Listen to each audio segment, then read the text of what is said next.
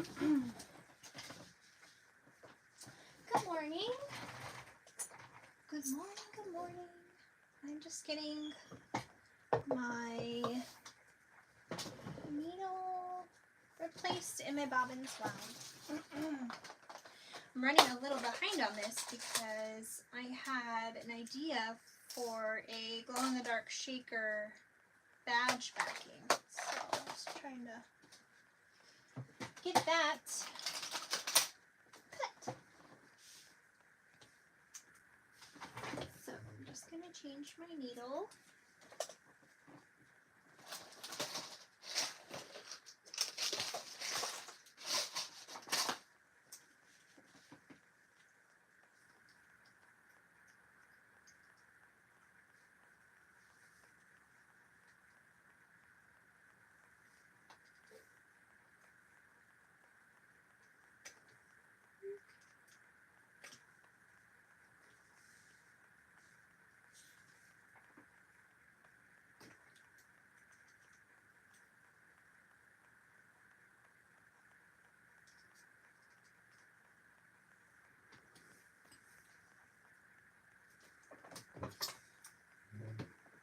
Good morning.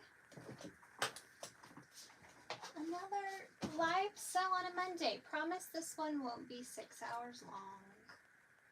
That was wild. That was not a YouTube appropriate bag, but it came out cute. I'm just doing my bobbins really quick. Hi, Jessica.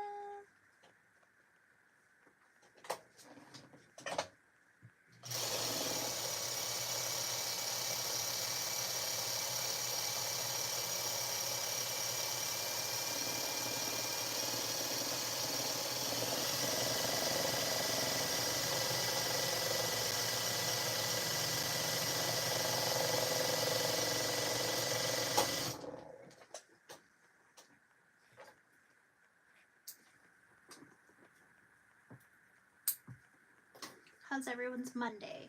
What's everyone doing? Today kids are off of school, so I thought I would get on here. I'm still prepping for my craft fair.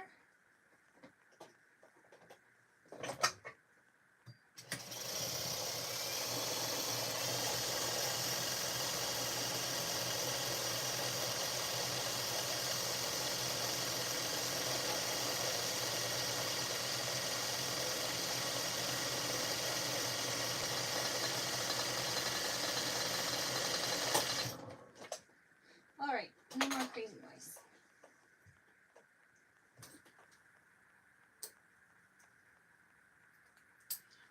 So let me oil my machine and thread it, and we'll be good to go. It seems to be lavender is the color I'm using up most lately. So I'm going through bobbins like crazy.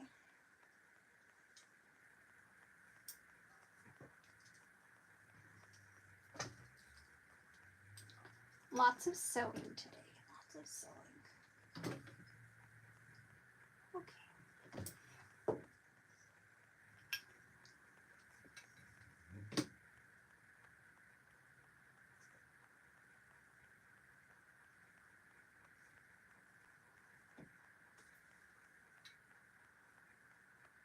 Yeah, Jessica, I understand the feeling, but I think you should try it. I have to lock my dog inside when I sew. Otherwise he will go outside and bark the whole time. And I have to like keep my windows, my blinds closed in the front of my house so he can't see people walking by to bark. Because he's a Australian Shepherd and he's very loud. Like he started gruffing at me when I started talking in here because he thinks I'm on the phone. And he does not like it. If you're on the phone, he barks the whole time. So you turn on the fan. I always get hot when I do these. I don't know why. I'm like, I don't sweat when I sew, but I do when I do a live. I don't know. You should totally do a live. You know what? You should do a live with a friend if you're nervous, too. That's always fun. I mean, I've never done one with a friend, but I've watched people do them with friends.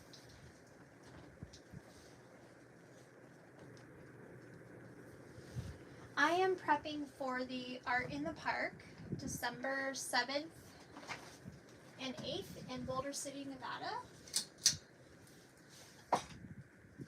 Good morning, everyone. Hi, Nikki. Good morning. Okay, let's put our clips back and our double-sided tape back where everything goes. Otherwise, I'll be looking for it. Hopefully, I won't be doing too much of that today. Last thing, pulling up my pattern.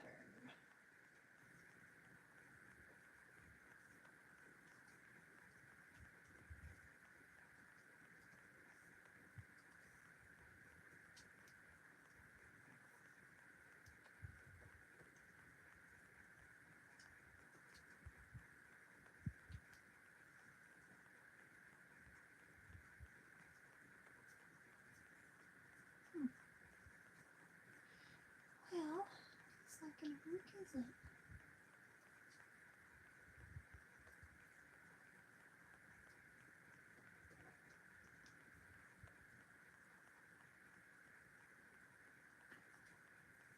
It says my iPad's full and that I can no longer access Dropbox because of it.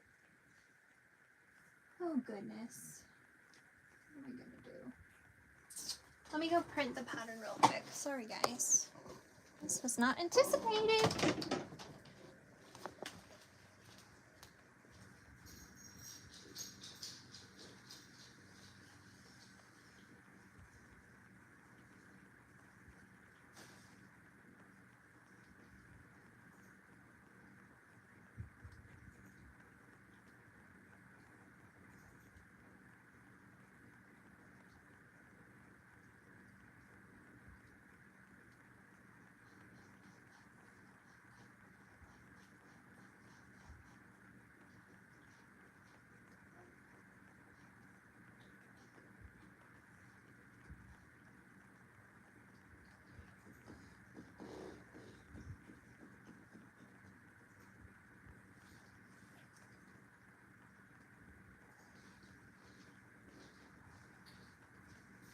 Okay, it's printing. Thank you for waiting. Okay, let's go back over here.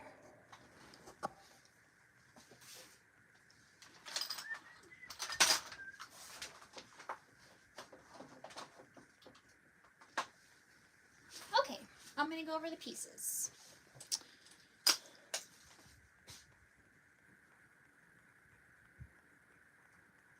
My sound is very low. I wasn't very close to it. Maybe that's why. Is that better?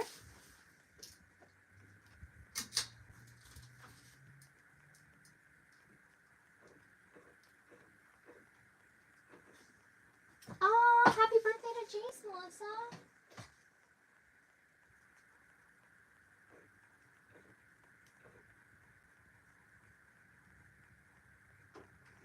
Yeah.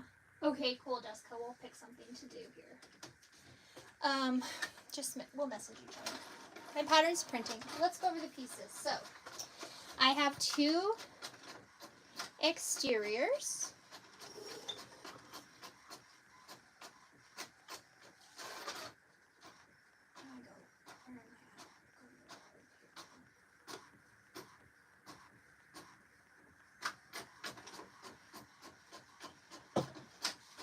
So this is my exterior. I'm using deluxe vinyl from Mormino.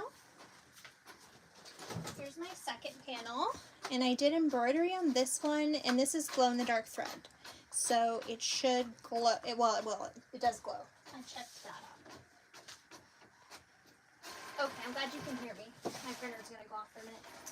I have 2 interiors, and this is it's like waterproof canvas. It's the poly woven heavy from, I think it's Luxe Fabric Supply, or you can print your own design files there.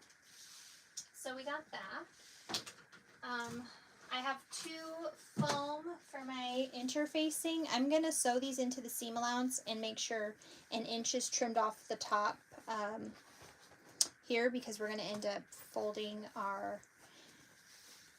we're not birthing the bag. We are, I forget the word, but you'll see what we're doing. So I have my zipper overlay with my zipper. And I got these really cute pulls from Mormino. These, I'm using these in everything. I love them. Okay, we're going to do a slip pocket, which I have cut out of waterproof canvas. And this is going to be my top of it. What do you call that? I'm a little tired, so I can't remember things exactly how they're called, but it's a trim, that's what it is. Okay, so these are going to be the liners for our zipper pocket. And this is the water resistant canvas from Mormino. So it's a little thinner and I like it for zipper pockets, not as bulky when you're trying to stitch in the zipper. I have 4 strap connectors. I'm doing hidden D-rings because I don't have any cool strap connectors that you can like attach the hardware on the outside like Size 5 has. I don't have any of those right now, so I'm just going to do the hidden D-ring. I'll show you how to use that tool from JoLeeLee.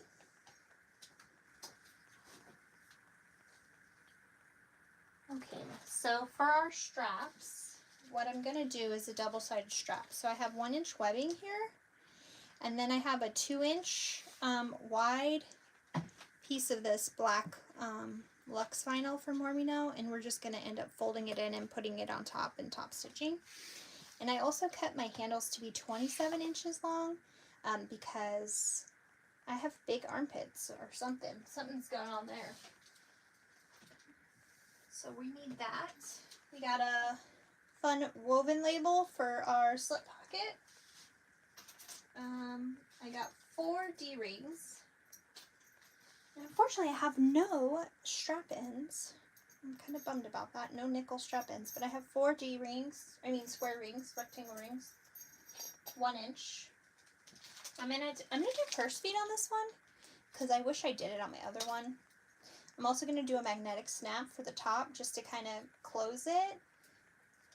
I don't have this on my current one I'm using, but it's still really nice. It'll be cool. And of course, we need some rivets.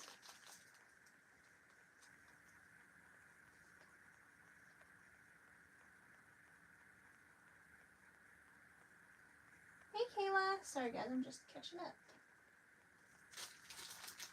Aww, have a great day today, bud. It's your birthday. Okay, the last thing we're gonna do. Look, I got this mirror TPU from Fabric Therapy, and I got a piece of clear. Now I did this shape with my Taken Aback template, and so this is good for my actual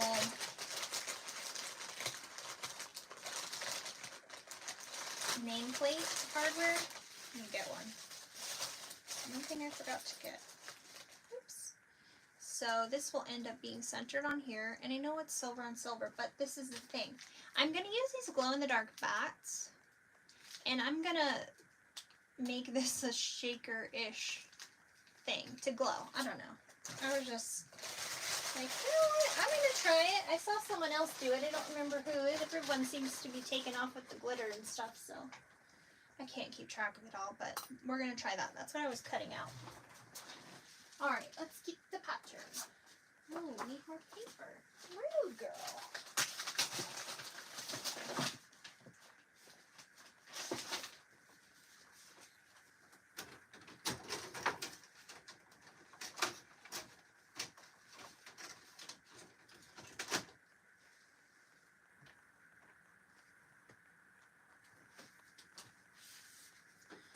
Okay, so we're going to do all of our handles and our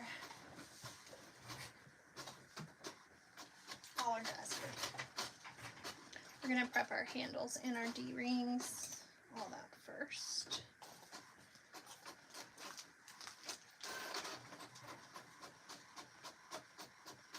Oh, thank you, Nikki. Let's see here. Jessica has a Mormino in Fabric Therapy shopping addiction. So do I. So does Kayla. Yeah, I think it'll be a fun idea.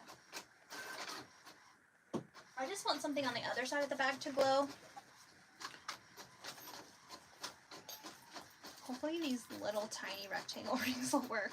Oh, they're so small. But it's all I have because I'm out. Who would have thought? I literally just ordered so much stuff from Mormino and I don't have enough. How is that possible? I have no clue. Alright, so let's put our exteriors and liners out of the way and get to going. So I already prepped for the pattern. You have to make a lot of markings, not a lot, but you gotta make markings on the back of your exteriors and on your interiors. So I've already done all the prep work for that. So now I'm gonna make the earring connectors.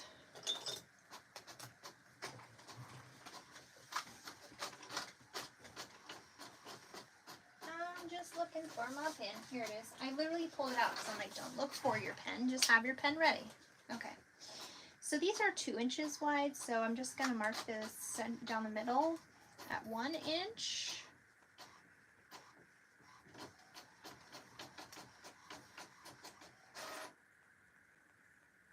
And this is a Juki 1181N I'm sewing on. And the thread is Amon Tech 70. I have a size 19 needle. So those are the deets.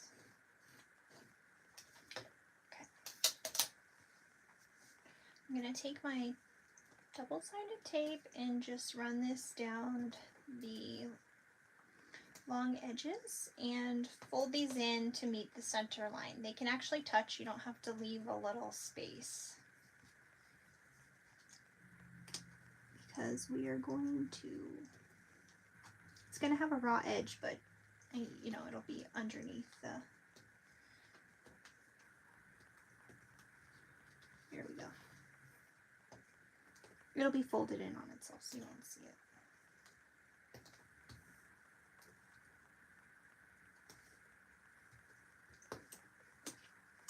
Good morning, Elizabeth. Hi, Sue. What part of Wisconsin are you from? My family lives in Shawano. We actually just visited them. We stayed on the chain of lakes. So nice. We didn't even have that many mosquitoes because of the smoke from the fires. But it just so happens that the smoke was gone that week. It was nice. Anyhoozle. Alright.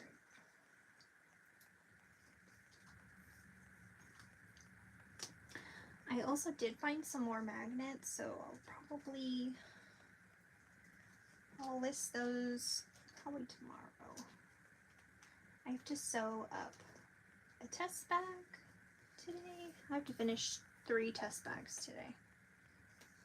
So, yikes. Lots of sewing. But I like it. I'm here for it. Alright. Now we can top stitch all 4 of these connectors. I'm going to do 1/8 of an inch from the edge down each long side. Madison, awesome. I'm not going to pretend I know exactly where that is, you know, like in relation to where it was, but I recognize the name. Okay, so I'm going to do a 5 for my stitch length, and I'm going to be bold and use lavender on black. This either is going to be a great idea or it's going to be a horrible idea. We'll see. We shall see.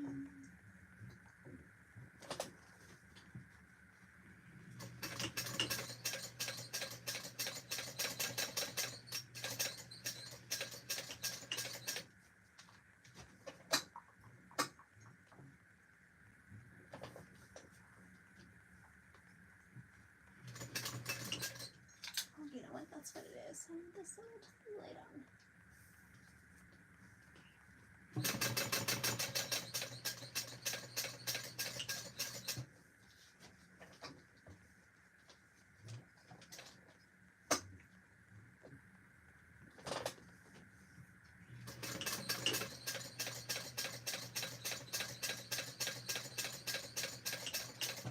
gosh, I stayed up all night last night reading a freaking book.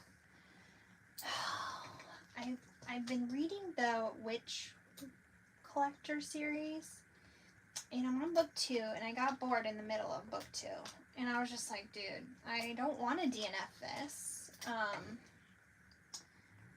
Jess and Oakwood, she said it's so good, but she also was bored in the middle, so I was like, can we just try it? Oh my gosh, tell me why I was up, like, messaging her at freaking midnight, like, oh my god, it's so good now! So it just gets a little boring in the middle, beginning-ish middle. Man, it was good. But tomorrow a new book releases from Jennifer Armentrout. She's one of my favorite authors. She does the From Blood and Ash series. And it's, what, a Fall of Wrath and Ruin or something like that. It's a new series she's starting, so she's probably gonna freaking tear my heart out, like always, and leave me on a major cliffhanger. And Kayla and I will, like, text each other and cry for months, but it is what it is. This is our life. We chose it.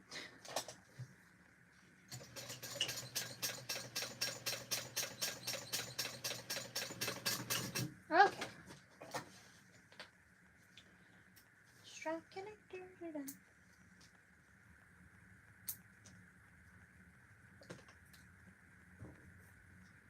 Yeah, Kayla, you really do need to pick it back up. It's, like, way good. Like, threw me for some lips, friend. I was like, oh, okay. Okay, I see you. I see you. Alexis. Okay. Got my strap connectors here. So, I'm going to just do the handles, and then we can go ahead and install the hidden D-rings. Just because I really dislike making... I don't dislike making handles, it's just, like, tedious. I don't know. It also seems like my bobbin stitch is peeking out of my top. And I can't remember what I have to do if that's the case. I think I have to tighten my bobbin to pull that tension back down. Pretty sure.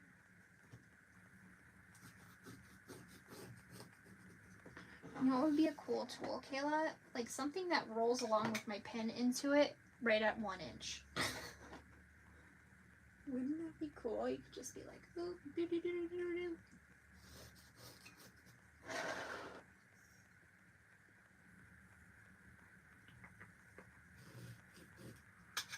Alright.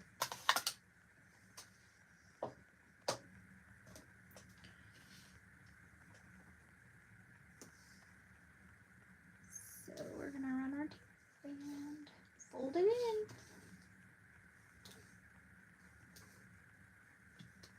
Like I said, these are 27-inch straps, so I think the pattern says 24.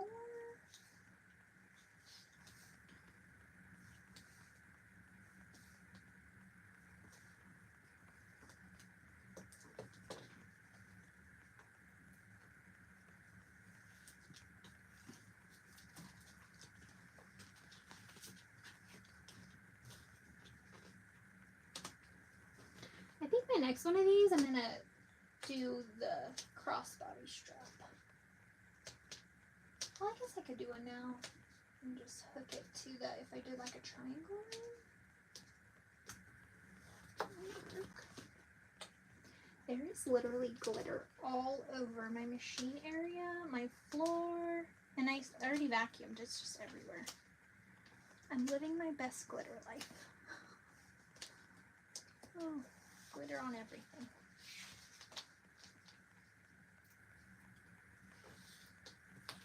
Jessica, you're gonna love your order. I don't even know what you got, but I know you're gonna love it.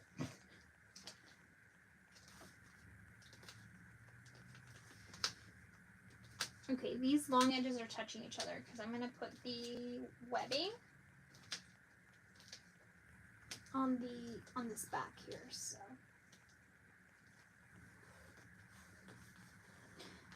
I used this Luxe vinyl from Mormino on my last one, but I had like the double fold and everything, you know, it was kind of thick for the rivets. I didn't have appropriate length rivets, and Okay, I'm just gonna do these. I did this on my, I'm doing a tester bag for, I can't tell you who right now, but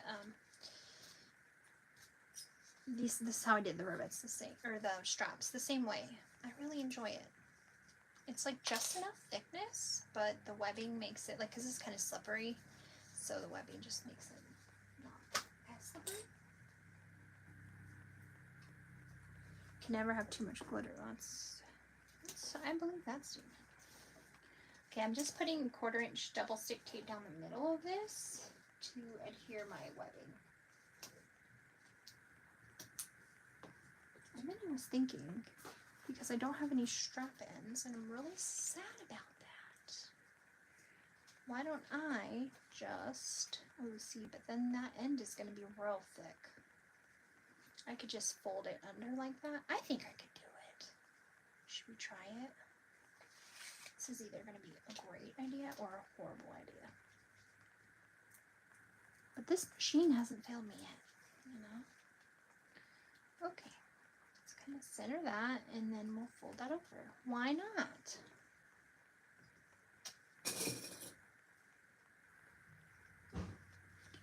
Okay. Now we're just gonna... So the whole thing came about because my son, he came into my room last night. He was like scared. He heard a noise outside of his window, so I was like, okay. He wanted to sleep in my room. Then I got this bug bite on my leg a few weeks ago, and it was really horrible. And I don't know where the spider went. And I asked my husband to call the pest control to come. You know, it had to be a really bad spider because I still have like a black mark, like it had killed some of my flesh. It's disgusting. Sorry for TMI, but anyhow, long story short, I told him, because I always say you can come just lay down on my floor if you're scared. My mom used to let me do that when I was little, and you know, then I was like, all right, well, the next best thing is we got to go to the couch. But the couch, I slept on a little square, and then the freaking dog, he decided, I'm going to lay on the couch with you, Mom. And then so I had no room. I'm leaving like a 1/2 inch on the edges, and I'm just folding these up because I don't have any strap ends. I used all of them up. Okay. So there's what I did, okay? So that'll be good. That'll be good, and then it'll be, boop, you know, attached. Okay. I'm going to go ahead and repeat what I just did for the other strap before I top stitch them both. Alright, we do it. Okay. So then I was on the couch, and then that's when I started the reading adventure because I couldn't sleep. I was cramped up.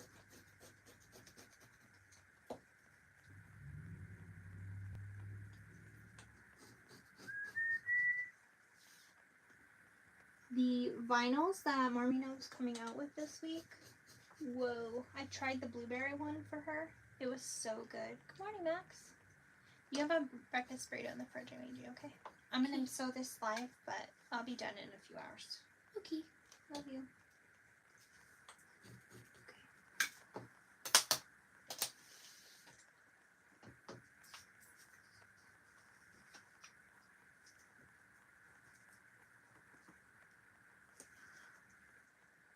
Is everyone getting excited for SME?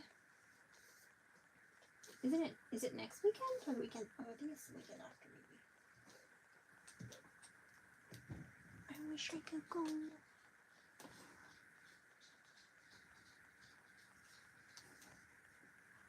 So this fundamental tote class, Leslie is teaching at SME.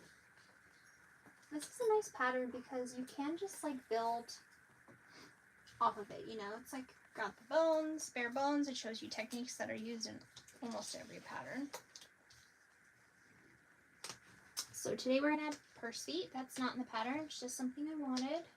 I also assemble my slip pockets a little different than Leslie does. And and I'm adding a magnetic snap closure, which is not in the pattern, but I just thought would be helpful when using, I've used this purse for a few weeks now. So, it's so funny, I went to Porta Subs the other day, and the girl's like, oh my goodness, I love your purse, it reminds me of Beetlejuice. I'm like, funny you should say that. I made it because I was going to the Beetlejuice musical, so. She's like, you made it? Isn't that the best? You made that? Yeah, I did. I sewed it myself. Yep. It's a good feeling.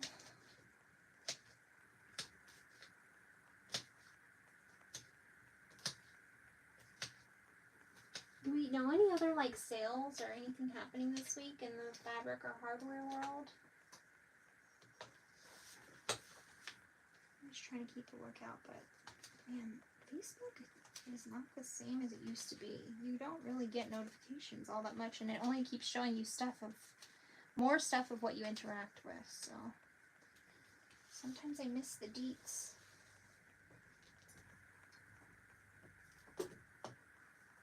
Good morning, Karen. Oh no, editing in the middle of the night. I have done that before.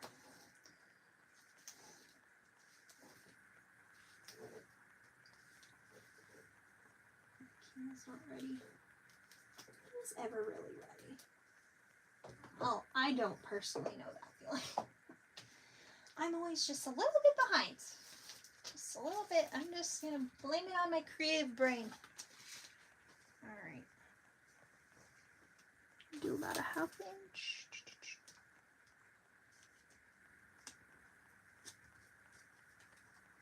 I do like that. That'll work. That'll be good. Better than just a raw edge, I think.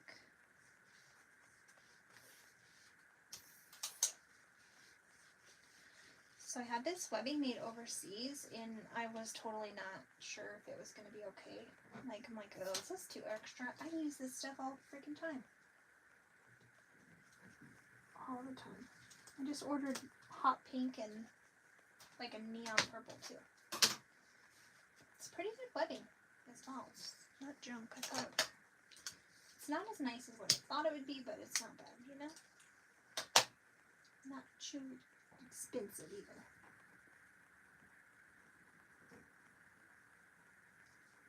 Yeah, the teachers get surprised too, huh? I always have grand aspirations to make the teachers handmade gifts, and I never do. Like, I just never do. Okay. There we go.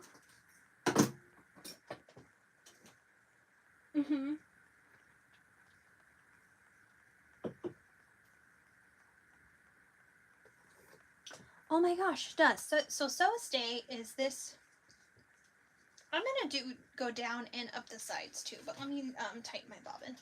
So Sew Stay is this Wednesday, and I'm sure you'll see us blowing everything up that day, but it's just a day to celebrate Sewist, and a lot of pattern designers are having sales that day. Duh, Sewist Day, right? Like I said, I didn't say much.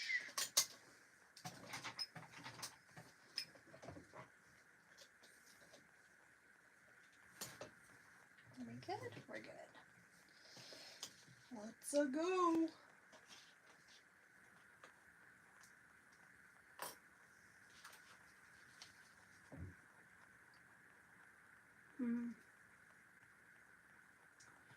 So, I wonder how I should do this, because I want the end to be sealed down. Although it will be folded and riveted, so I don't think it's too big of a deal to sew that down. Alright, we're just gonna stitch around the perimeter. My sticker should be here soon. Like, what the heck? I have Sew Stay sticker. Well, first of all, I'm sure if you follow me on Instagram, you know the conundrum of the freaking stickers. I got stickers for Taquitos Jesus Maria instead of Sew Stay.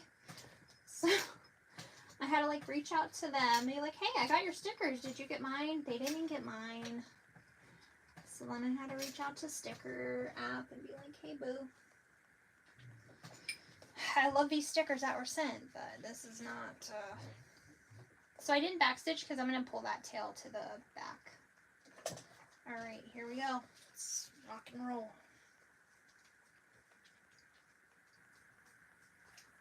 Hi Leslie, the lady of the hour. Oh, I love that she made all of the teachers' bags. Like, I just can never get it together. Every year I have aspirations and then I feel bad because I never follow through. I do gift cards though.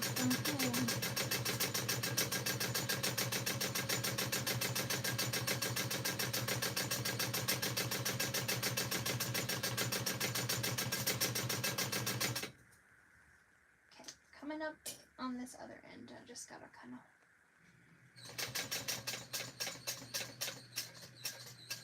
Can you all even see me sew? Oh yeah, you can.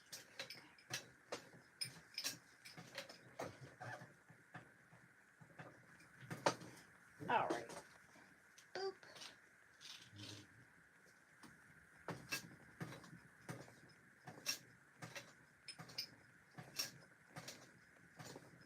I was watching a mail opening video by Lauren, and she got like this sewing foot. So Lauren sells the skinny foots for this machine.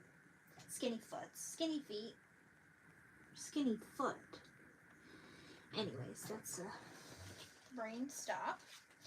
And she got some from Sewing Gold, I think it was. And they're like a little bit thicker because I just can't have straight stitches with the feet. It's so small. I don't know. So I'm gonna try it. A narrow foot.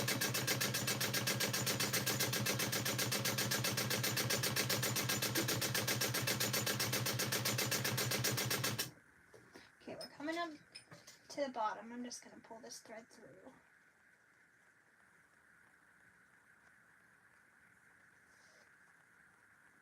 Oh, I walk has swirls and short socks now. Or we'll walk.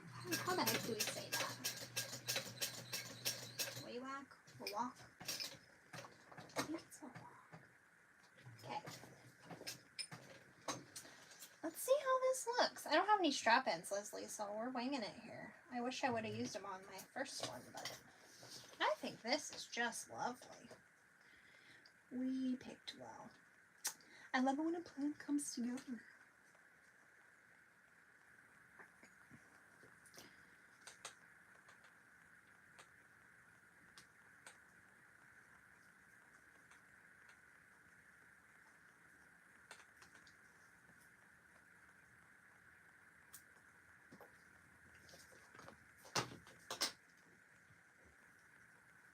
These are way too long to tie here. What are we doing?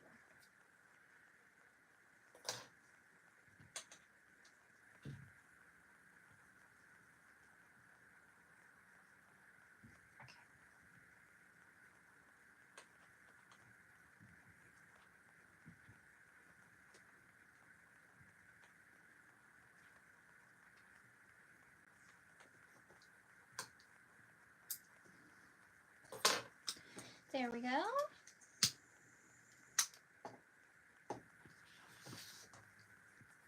One strap is done. That looks pretty dang good.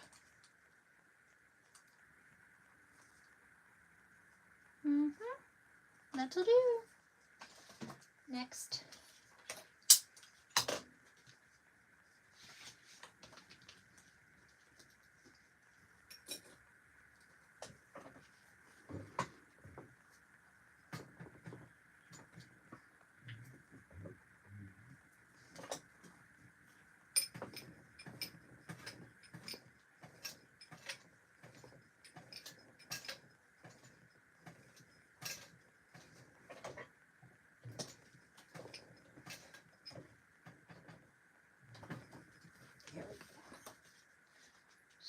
Glitter on everything.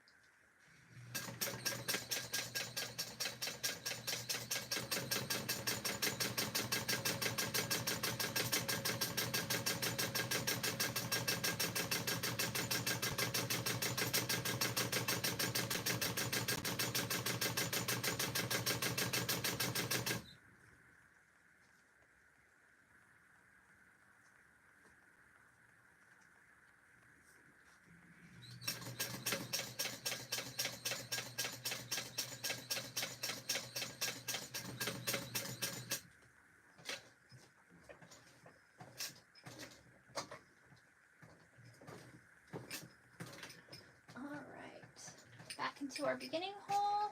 Now we can just tie off on the back. Yeah, that looks good.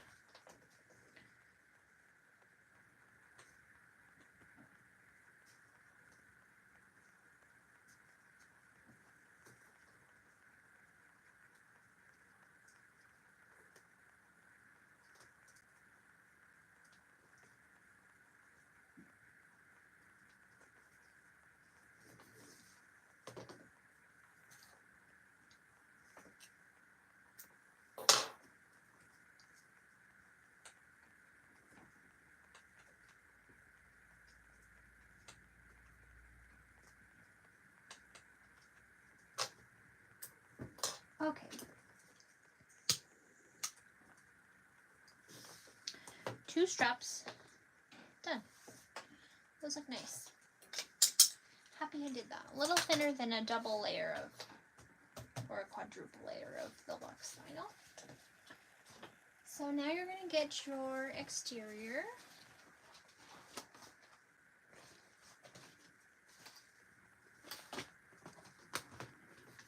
And I'm going to use the hidden D-ring connector tool Leslie carries in her shop. And since it's 1 inch, we're going to use the 1 inch side. And based off of these marks, this tool is super easy to use. I'm going to line up this part along the line I drew and line up this along the second line. We're just going to trace on it. Okay, so we're going to trace this little hump here. We need 4 of these drawn.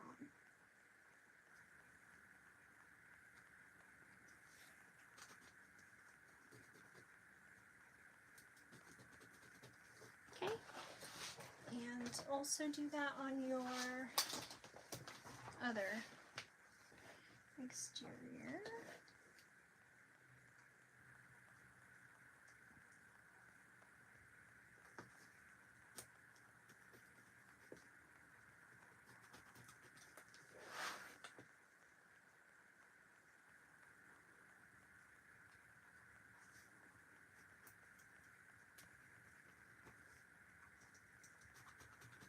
There we go. So save this because we're going to use this side to know where you put your rivet. So easy. Now I'm going to get my cutting blade of my choice. And I have this little cutting mat I use here. Okay. Also, if you're going to SME, Leslie is going to be selling, darn it, I can't find my,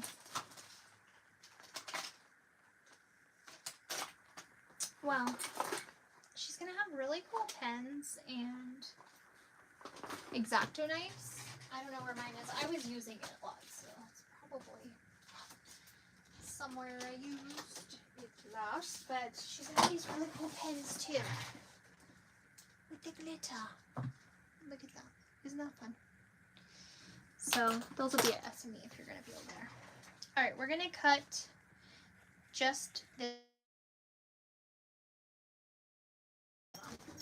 Hey, go. See, I'm crying because you heard the phone ringing. Oopsies.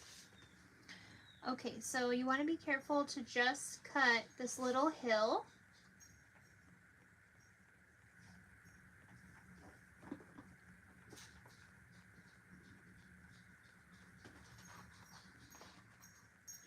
Try to be really precise. You don't want to like overcut and have a line, you know.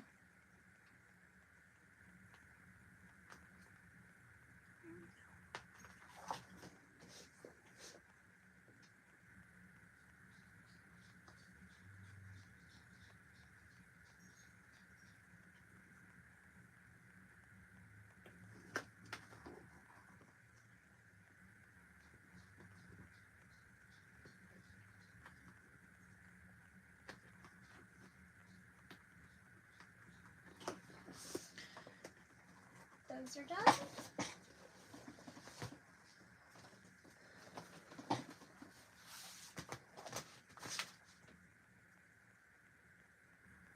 So I used foam in my last bag, my last fundamental tote. It's amazing. We're gonna do a drop, is it called a drop-in? I'm pretty sure it's called a drop-in. You can also finish this through the pocket if you want, but you know, like earth it through the zipper pocket, but I'm just gonna do the drop-in because it was so easy and my top stitching was amazing. And then if you want to use like Deck of the Light or something, it gets a little less wrinkly if you do a drop-in than if you're birthing through a pocket.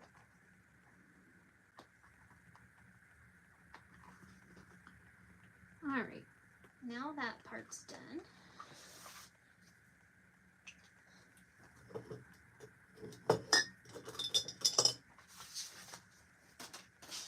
So this is how you do the hidden D-rings. You're going to take your connector that you made and you're going to thread it through with the side with the raw edges up, okay? Thread it through. It doesn't even have to be like, I don't have a precise amount to tell you how much to thread it through. You want to have enough because you're going to end up folding this down and back in. So maybe to like the edge of the panel here. So first we're going to top stitch right here, right along this line. You're not going to go past your actual connector strap, okay? And you're going to back stitch. So just sew right along here. I'm going to use 4.5 stitch length.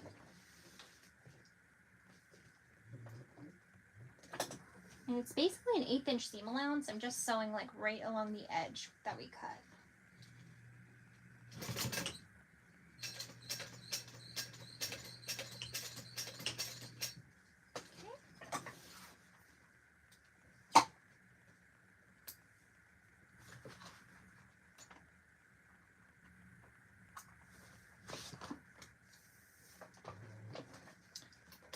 Now you're going to take your D-ring and thread it on your connector. Make sure if you have like a raw edge here where they connect the metal, if it's not like a solid all the way, make sure that's on the inside. And then you're going to take this edge and push it back through, okay? Kind of like that. Mine are pretty thin because these are my... Sorry, it's my mom. Okay, so now that this piece is threaded through, make sure your connector's not too, you know, you want to pull it down. You kind of want it in there snug, like that. Okay. Fold it down. And we're going to now we're going to stitch on this little flap that we cut. Emma, text Grandma and see what she wants. She keeps calling me, but I'm on a live if you can tell her. Just make sure she's okay. So now we're going to stitch this. See how that's pulled through so nice? Okay. We're going to stitch just on this little flap here. Don't go past your actual connector here. And back stitch, just the same as we were doing.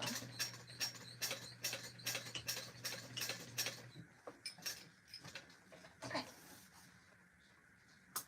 Now, once you cut your thread tails, you're going to have these hanging bits. Leave the hanging bits, okay? Also, I probably should have put down some stuff on here. Oh, well, too late now. So that's how it looks. There you go. Now you're going to take this tool with the hole. I'm going to use my silver marking pen just to show you. And you're going to line up the edges of this with the edges of your connector here. And line up the edge of the tool with your folded edge. Okay? And then you can mark a dot right in the middle there. And punch a hole.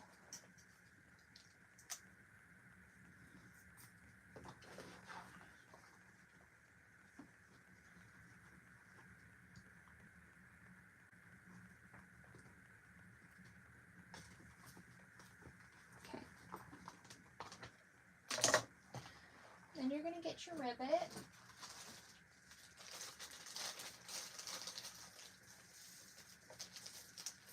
These are 8mm rivets. You're going to put your rivet there. Put her back on, and I'll be right back. I'm going to go press this on my rivet press.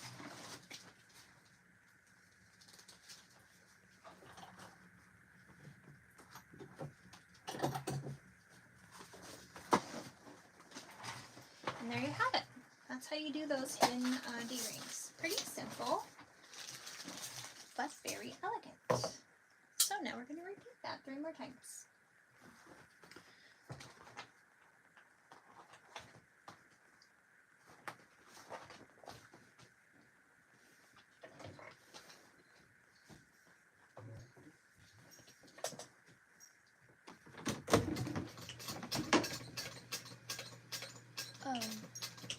Want to know if we can change visit to today?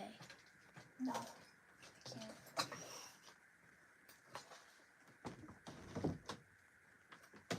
Do I text her that? Yeah, can you tell her for me? Okay. I can't. I told her Tuesday is all I got.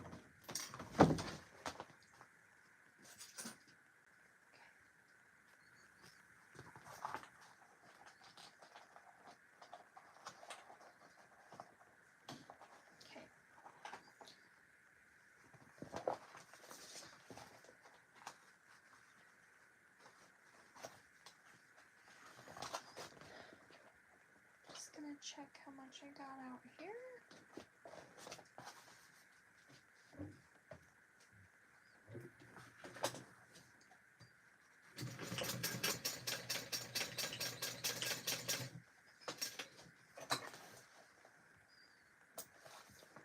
All right.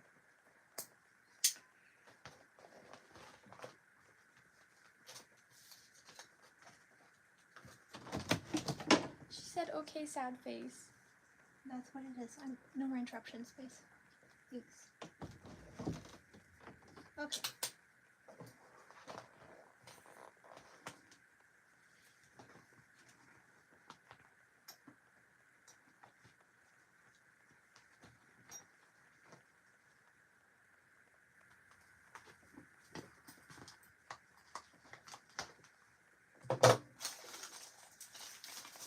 Get another rivet. I'm going to save all the riveting for the end here.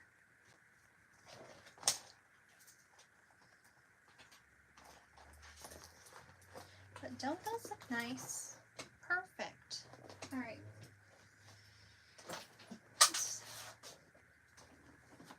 Insert this. So we're almost done with the outside. It's pretty good. I'm just going to have to do the badge backing that I'm making. I'm kind of winging it there. I've never talked to somebody who's made it that way, so it doesn't seem too hard, but we'll see.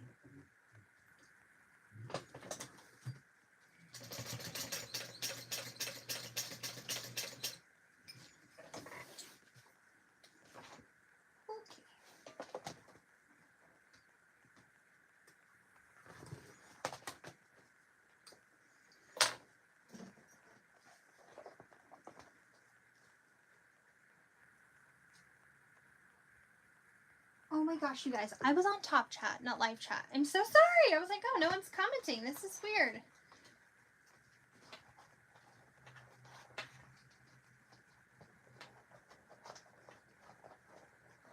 Yeah, the hidden ones are great. Oh, hey, Stacy. I didn't see you come in there. What phone did you use? Ashley, I'm not teasing you with fancy phone. It's not my fancy phone. I'm out of fancy phone. It's just regular old Soft and Stable by Annie. Nothing special. Boring, soft, and stable. It works. It's just thinner. The foam from Fabric Therapy is like, it's just thicker than a Snicker.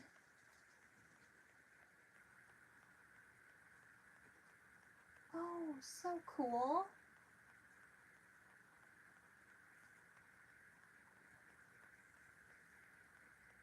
Friends, I'm sorry I missed all these chat. Okay. What's the badge backing? That is, we're gonna do this mirror TPU from Fabric Therapy. And I got a clear to go over it. And then we're gonna put glow in the dark bats inside. And then we'll put our little thing on there. I don't know if it's gonna work, but we'll experiment together. You can get this from Kayla's shop. It's called Taking a Back template. She has all kinds of shapes too. It's pretty shitty. Yeah, it is pretty fancy. Fancy and useful. It makes you look fancy, you know? So when you go to Pour Subs and say, you know, I made this. Oh man, that looks good.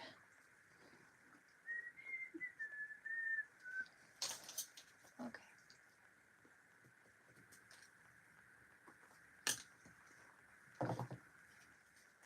I have my really cute rainbow hole punch from Mormino, but I'm like terrified to use it because she doesn't have any more, so I don't want to. Or does she? Actually, I think she does. She bought tons of those ones, huh? I guess I can use it. I just didn't want it to, like, you know, I don't want to use it up. So I use my friggin' one from Harbor Freight, which works great. It's just ugly. Ugly but functional. Alright. There's that. One more.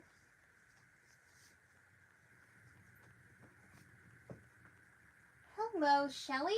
Welcome. Is that leather you're using? I'm sorry, Karen. This is the Luxe vinyl from Mormino. It actually feels like leather. It looks like leather.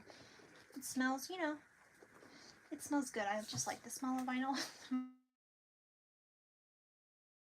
Sorry. It's the morning for phone calls, apparently. The school district has the nerve to call me when they won't even have my children at school today? I'm on Do Not Disturb now. Oh, you know what I didn't do again? Oh, I didn't turn on monetize. Gosh dang it. One day I'll get my life together. Oh well. Okay. I feel like I'm a hidden D-ring connector pro now.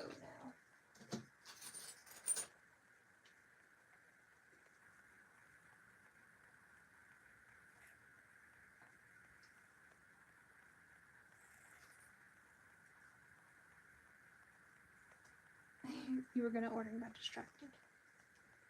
Yeah, I love it too. I just didn't like want to use it up, but I think that was when she got like the first batch. I'm just like savoring that I need to use it now because my other one's kind of old.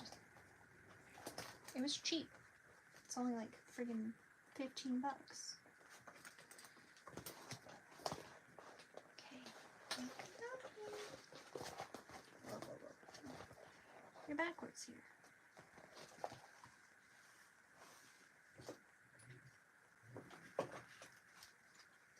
And I've been carrying my purse full of crap, guys. Like, I stuffed that guy so full.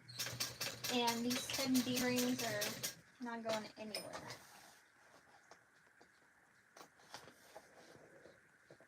Okay. She's toy like a toy. You love every time I say shibby? Yeah.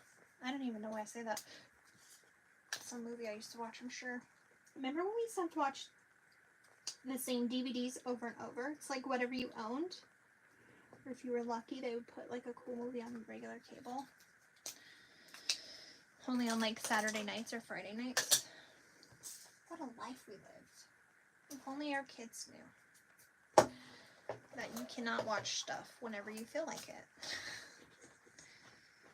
No on demand.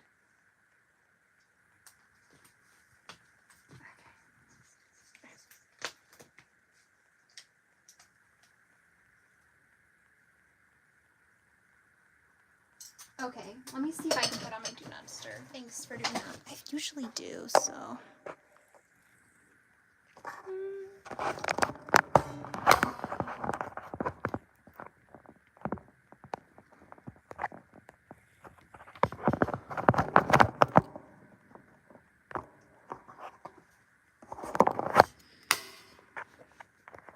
Sorry, guys.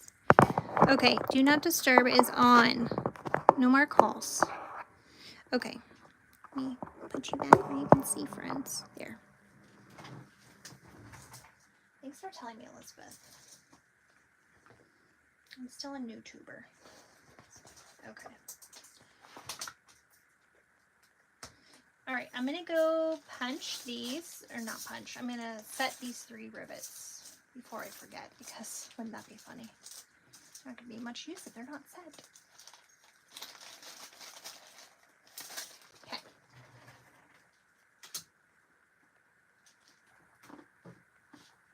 It should default to monetize, but of course they're not going to default it to monetize because they then have to automatically pay money. They're going to try to get you if they can get you. Which is rude.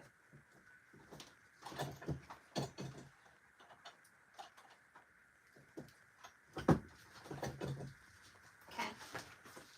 Look at that.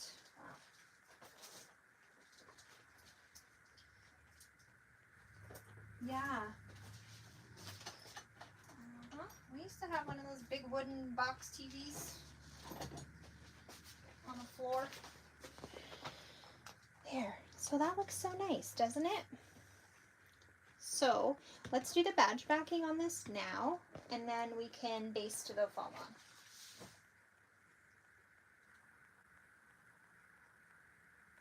Good morning, Kanani. It does feel like leather, the Lux. So, I used to be the watch that TGI Fridays on Channel 13 when I was a kid. Every week. Sabrina, the Teenage Witch, Boy Meets World. Okay. Now, where I add my, let's see where I put my note. 3 inches up from the bottom and center is where I added my badge backing on my last bag, and I love the placement. So, let's find the center. Let's think how we're gonna do this. So I think first we are going to put the sprinkles in the middle. So this is the mirror TPU. I'm just gonna wipe it off really quick. I gotta show you my shirt when I'm done too, because Lizzie, let me see if I can show you. Look at this shirt. This is my sewing shirt. I love it. Everyone needs a sewing shirt, right? Okay. I wiped off my fingerprints on this as best I can. I'm going to put some of these little glow in the dark. I got these from Happy Kawaii Supplies, I think. You think there's a lot of different places. I'm not going to put too many because I'm going to have them moved out of the way. I wonder if I should cut my shirt. Alright, that's what we're going to do. Pause. We are going to cut the slits for our badge first. I think this would be smarter.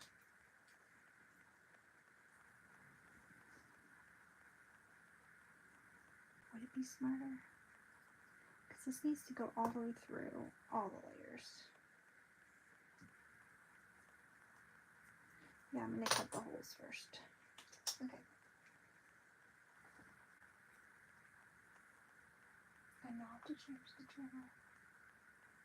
I adore the glow in the dark. Yeah, the glow in the dark's fun, isn't it? Okay, so with this tool, it's pretty cool. Can you all see what I'm doing? Yeah.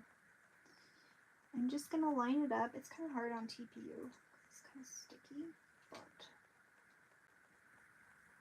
ugh.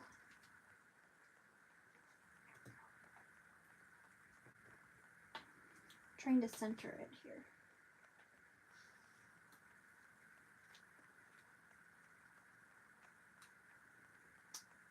Okay, I finally got it. Okay.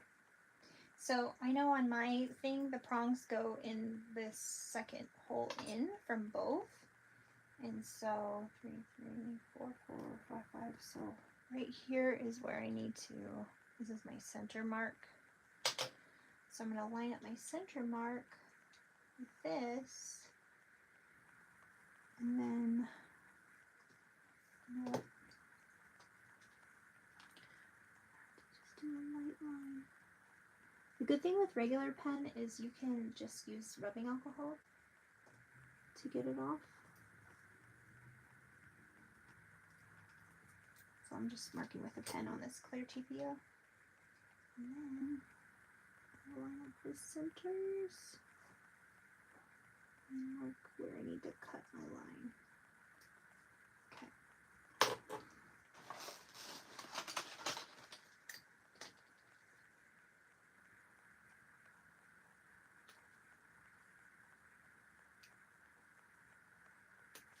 There's that.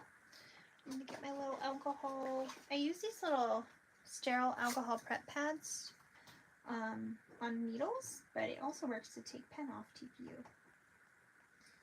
So there's that. Also, if you need to clean a cloudy TPU, that'll work great. We're just gonna repeat. This is mirror TPU. I haven't tried it yet. Hopefully it doesn't make a liar out of me in it. I'll wipe off.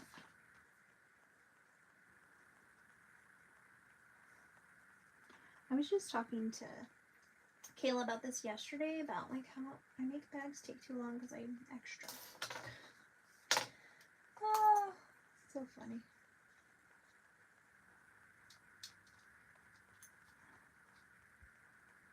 Just kind of slit.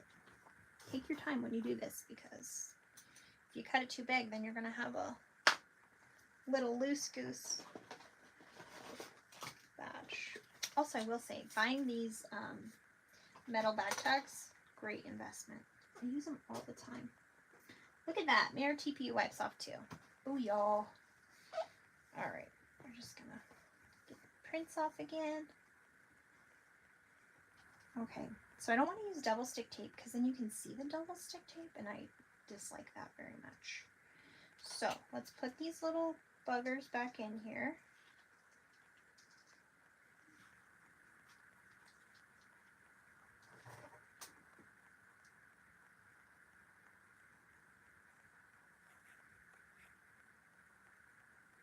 You just bought the pattern? Yes! It's a good pattern, actually. It's one of the best totes I've ever made. I'm not joking you. I've made a lot of totes. Okay, I'm just kind of keeping it away from my little slits. Oh yeah, it doesn't sound really appropriate. Okay. No, actually, pause. What am I doing? Pay attention. I like to take a lighter and burn around the edges of my vinyl so that I don't have little fluffies, okay? I'm not going to edge paint this, but I will burn the fluffies away. And then I'm going to take the back and put some double stick tape. You keep it out of your seams if you want. Yeah, creative fussy stuff. Yeah, that's what it is. Now we're on the same page. Okay, let me get these glitters out of the way. Don't get lost in the machine. So 3 inches up and centered is where I put my tag last time. Like the edge of the badge backing, and it was perfect. In my opinion.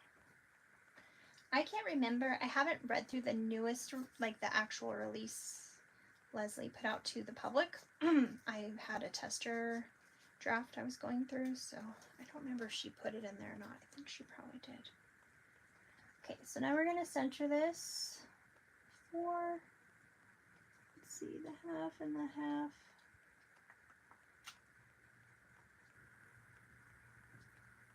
I can't really see. I'm making it so you guys can see and not see. I think that's about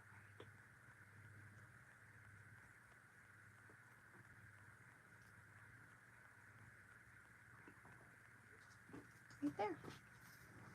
Okay. Once again, we will. What is in my fire?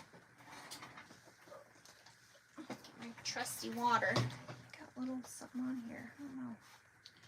Alright, Make sure you get your fingerprints off this mirror stuff. I haven't really sewn with the mirror, so I'm excited to try this. Now we can put our little sprinkles on here. Okay. We're gonna want them more towards the outside, but I need to sew on the, I don't really want them in the middle where the bag tag is gonna be so much.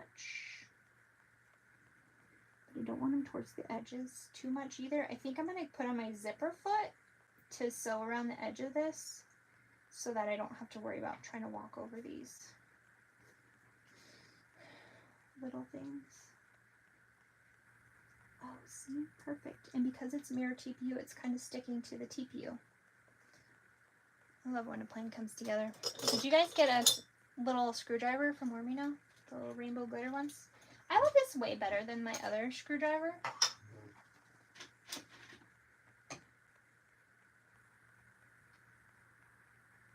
Yeah, this purse is great. It really is. It's like the perfect size.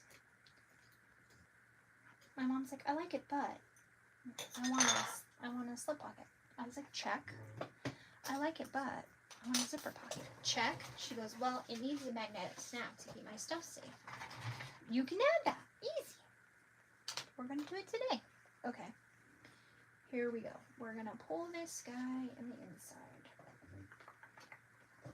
I like to do 4.5 stitch length when I do stuff like this. Not 5.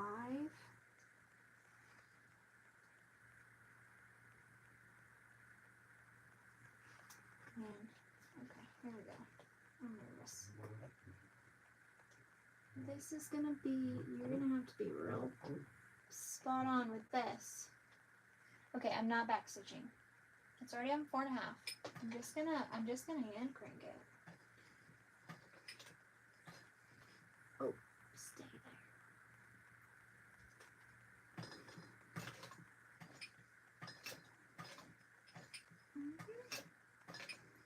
So far, so good. Oh, that's looking lovely. I love it.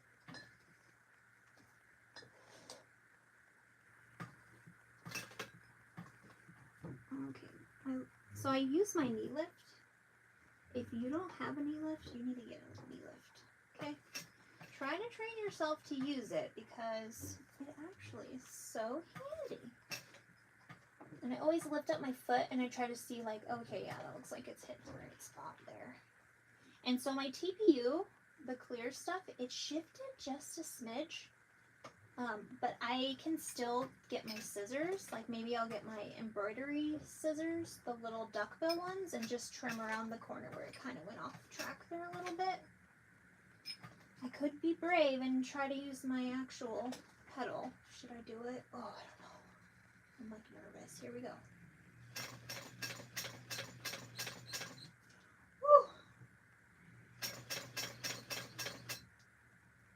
Do you have a song that plays in your head when you're doing dangerous sewing things? Mine's Highway to the Danger Zone. From Top Gun? Yep. Okay, here we go. Now we're rotating. We're going around the bend. Check, check, check. Mic check, 1, 2. So I think that this mirror TPU is going to be amazing because it's a mirror, right? And then if something's glowing inside of it, I think it'll just be even brighter. It'll be like illumination. Like freaking call me a minion, right? Okay, now I'm gonna pull my beginning thread to the back. Before I can't, because if you get too close, you can't really pull the thread through. I don't have a knee lift, Karen.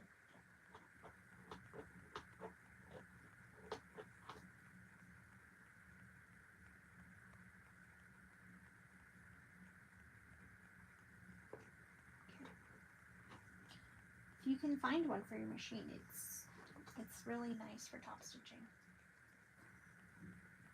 Okay, got it.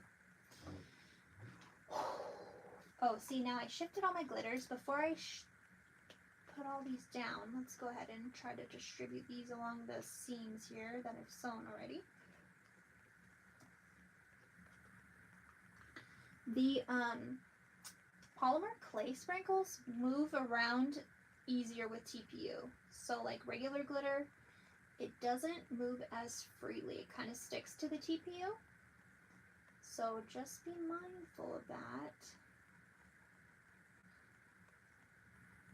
I think that's pretty good. Okay. I do like the regular glitters. I'm really enjoying the ones that Lauren came out with. But I just wish they didn't stick to the TPU as much.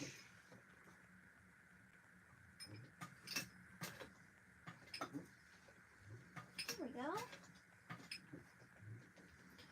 Oh, we're almost done, you guys.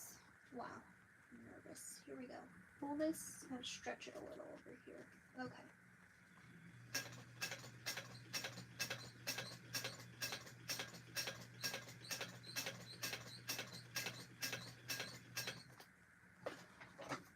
Awesome. Okay.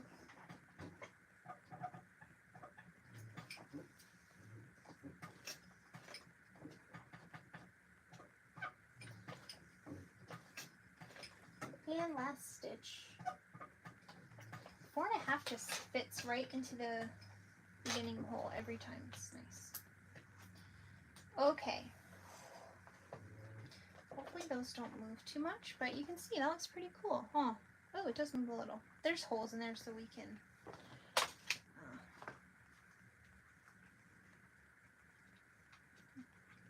move the glitters if we need to before we install our, or the sprinkles before we install our badge backing.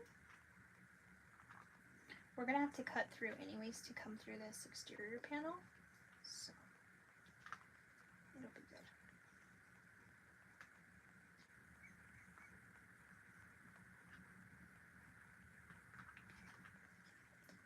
Here's that.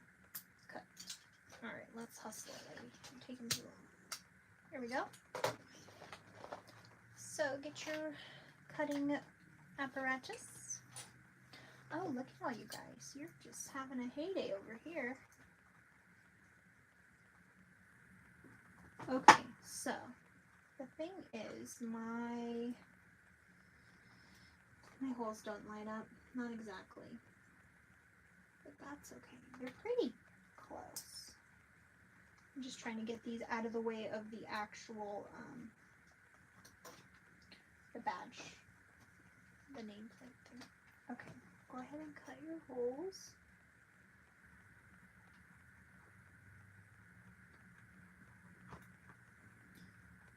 I'm just lining it up with my mirror TPUs cut because this will be hidden behind the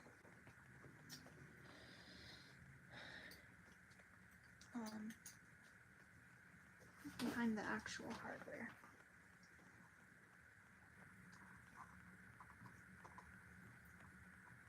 Probably should have done a different color. Oh, I'm having trouble. Made my hole too small. Oh, and then the little critters went behind it. Okay, that's fine.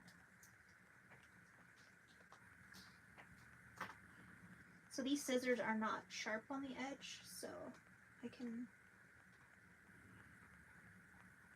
move stuff around here. Okay, you get out of the way, sir. You as well. Go, go, go. Okay, there we go. Now I should be good. Don't do it upside down. That would be a tragedy. Call me William Shakespeare. I write tragedies. Here we go.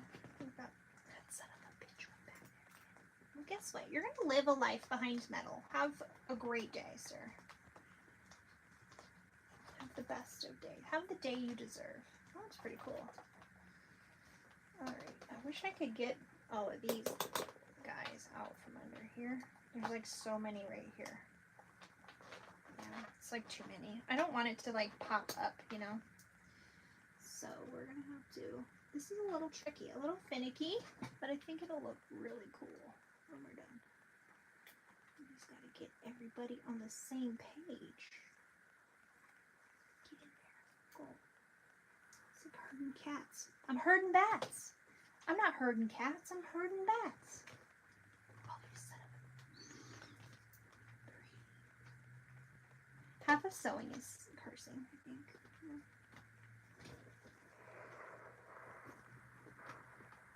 There we go. There we go. We got it. For the most part, everyone behaved. Okay. Now we can put on this. And I'm going to have a great day at class, Shelly.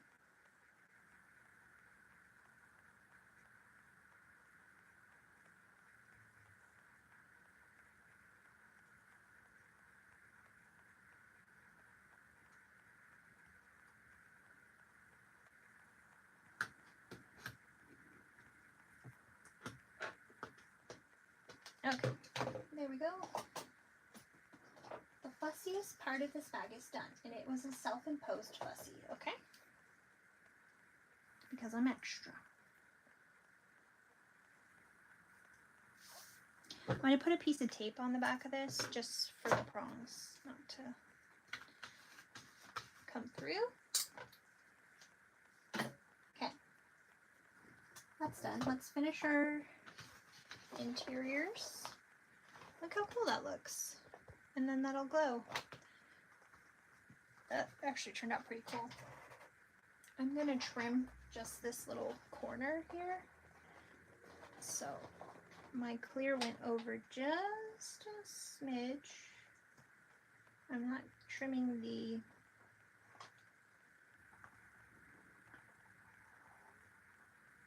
mirror TPU, obviously. These scissors are probably too big for this task, but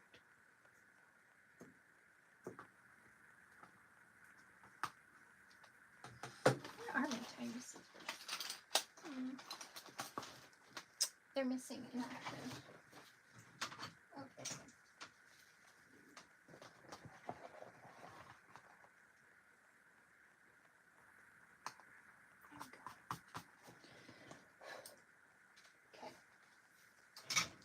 So our exteriors are now done.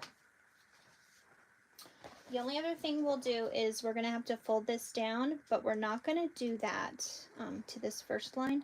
We're not going to do that until we sew all these together. I guess we could sew them together now. Let's see.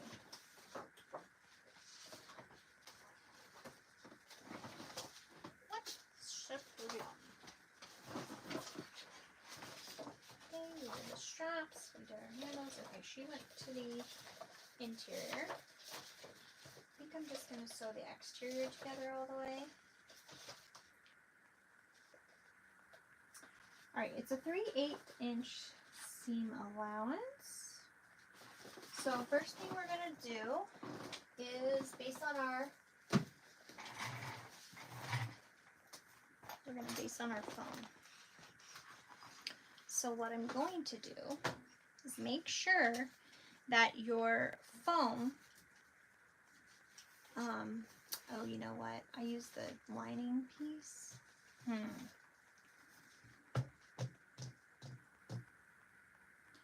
Well, we're not going to use foam.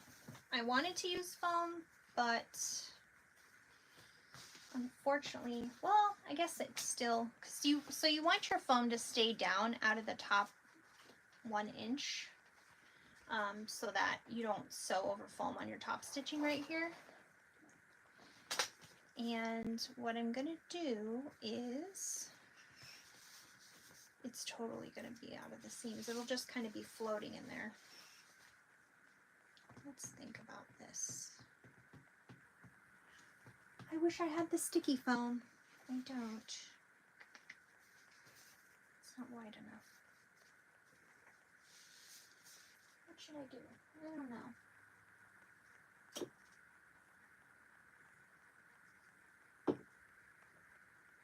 I don't really have enough foam to cut another one.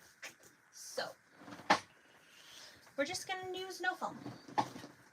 you would base the foam on, make sure it's out of the top 1 inch here if you're doing that. So we're going to do right sides together. And we're going to stitch the bottom together with a 3/8 inch seam allowance. I had my centers marked, so I've been trying to get better about doing that. Having centers marked, it does help everything line up at the end. For sure.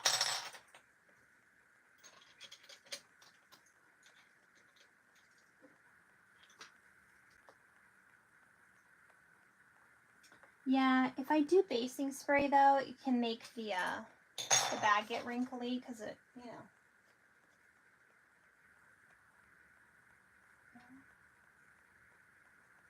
Yeah, we don't like the basting spray. It's fine. I'm just gonna make it the inside waterproof canvas is kind of structured and this stuff is thicker, so it'll be good. I might still just slide the foam in there once I'm done with everything. We'll see. All right, 3/8 inch seam allowance. We're just sewing the bottom together, and I'm gonna back stitch. This vinyl, the suede backing, is kind of sticky on my machine, but I like it because it doesn't swivel around too much here.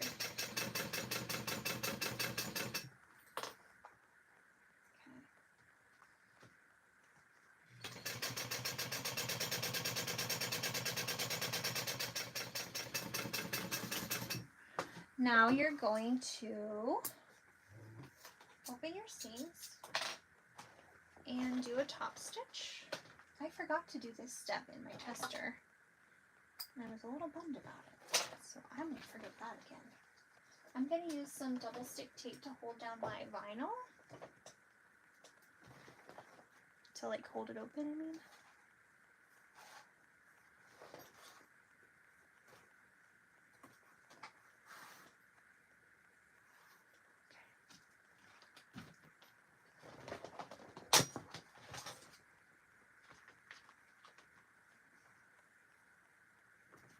Here we go.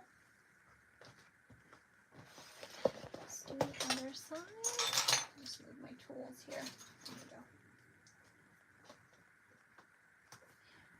The other day I actually cleaned off my entire sewing table over here and I didn't have any of my cup or nothing, and it was so nice to have the entire area to sew with.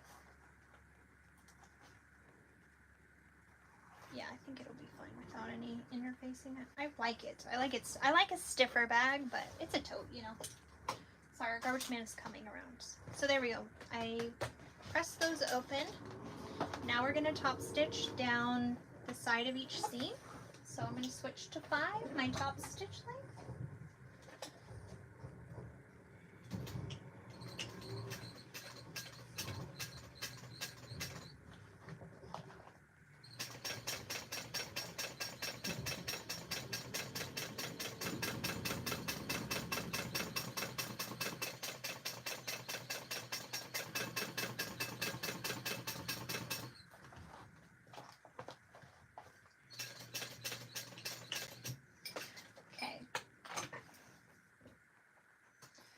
I'm going to add my purse feet as well before I move on to boxing the corners and sewing up the sides. I'm really pleased with how this came out. That's pretty nice. A little badge back thing.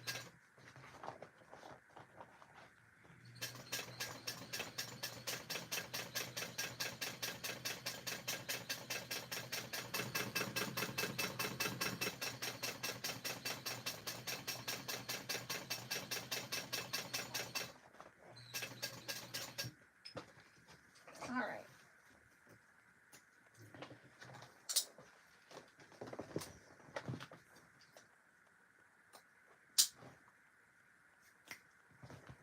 Let's see where we should add these. Let me move my drinks. Where we should add these. Let me get my other purse. You can check. Can you hand me my purse, please? My striped one. Okay.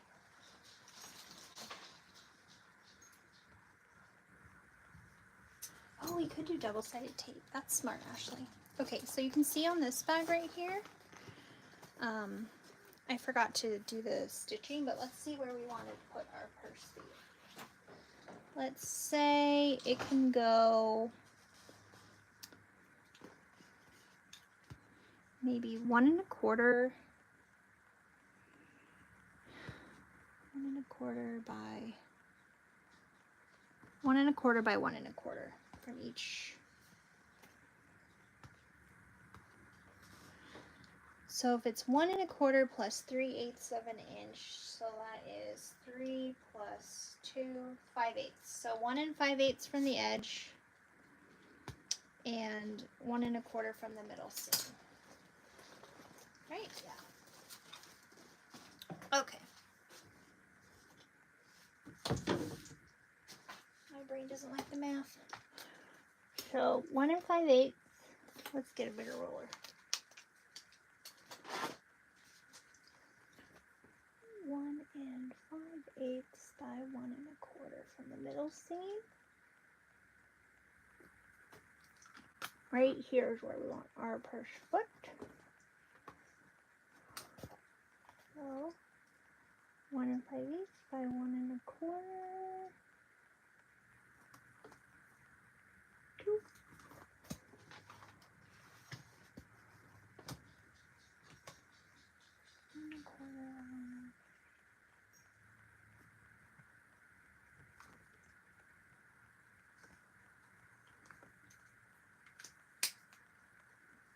I guess we can move them. Actually, maybe we should move them in a little bit because of.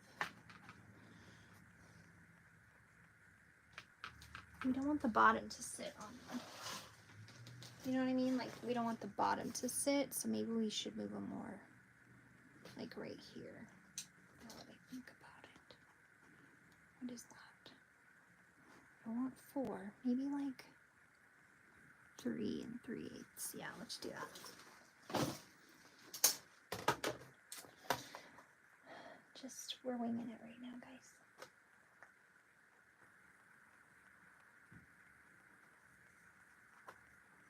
That way the middle's not like sagging too much, you know?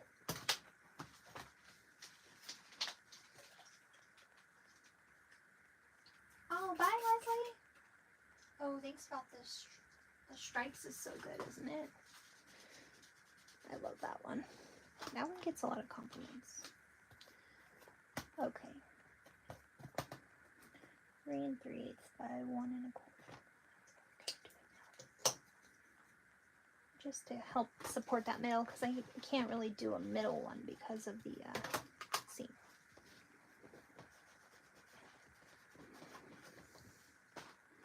And I'm like, how much should I charge for this? I don't even know. I'm bad at that part. 1, 2, 3.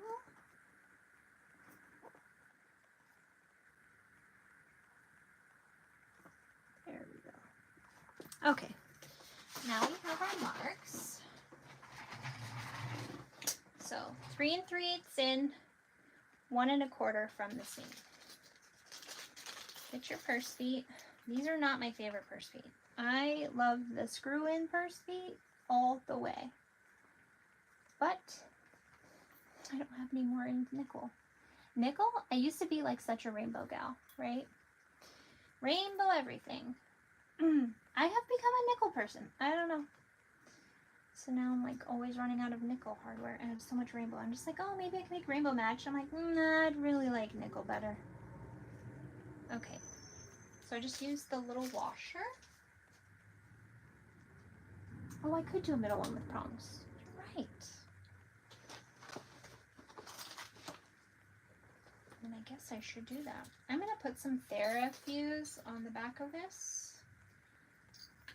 Let's see, I think, how wide is this?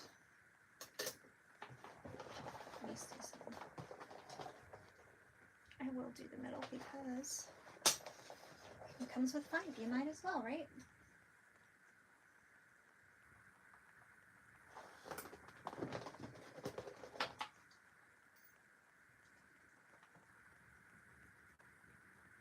Ooh, perfect. perfect. Right outside of the range of the stitching. Good. So I got some therapies here. And I am going to put this on the back of where I'm about to cut the holes. Just for some stability.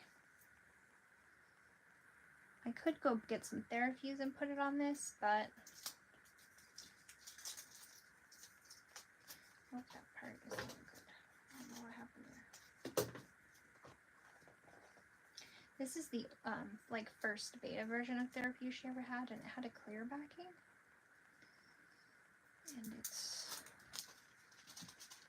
way better with the paper now. Okay, so we're gonna do it there and about right in here.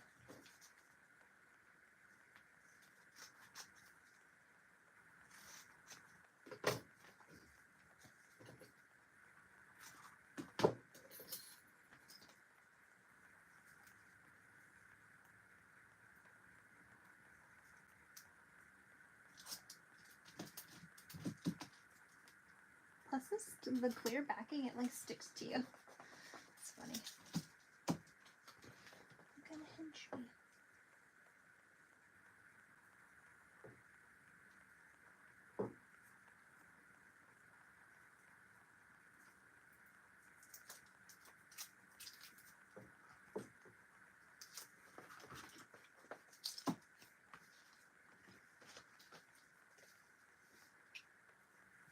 Yeah, sorry about that, Jenna. I'm just sticking the, is that better?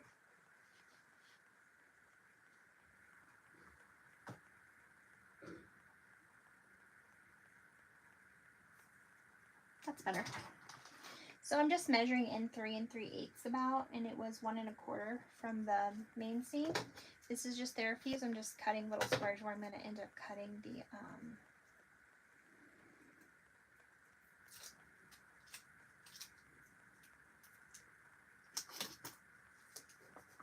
holes for the washer and the purse feet to go through.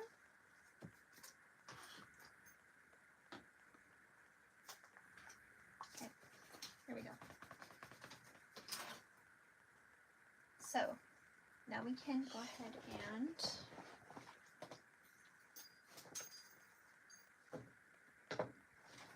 I needed that washer. Where'd you go? Here it is.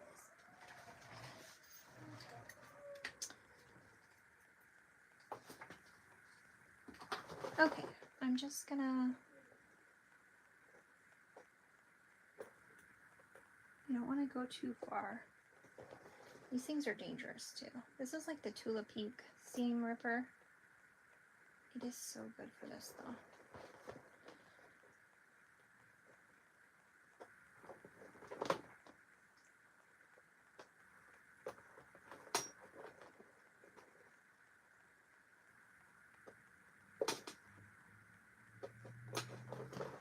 Okay, and then the center one, just don't get your stitches if you can avoid it.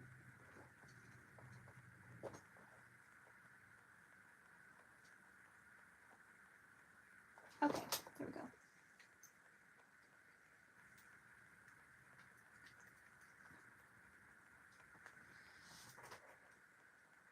I always get crazy with my silver marking pen.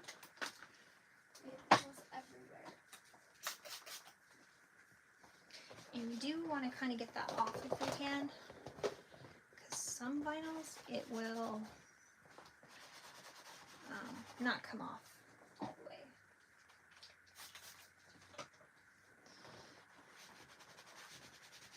Okay, cleaned it up a bit. Go ahead and open your prongs on your purse feet and slide them through the slits you just made. I try to like evenly push it. There we go. So on this side then, we'll put the washer on, and you can choose to fold your washers in or out. Mine are a little long, so I'm going to go out, and then we will put tape on these as well. So now we can do the other 4 the same way. Just be careful with prong washers. You can end up getting them falling off if you like move the metal too much, because the metal's not very thick, so it's just something to be careful.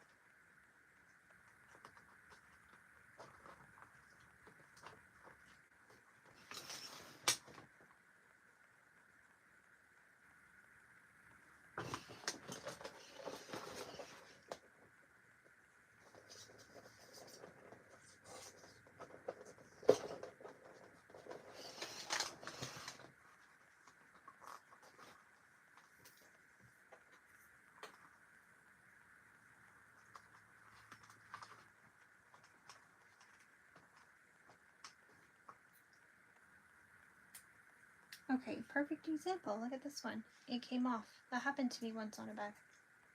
Thankfully, I have another one here.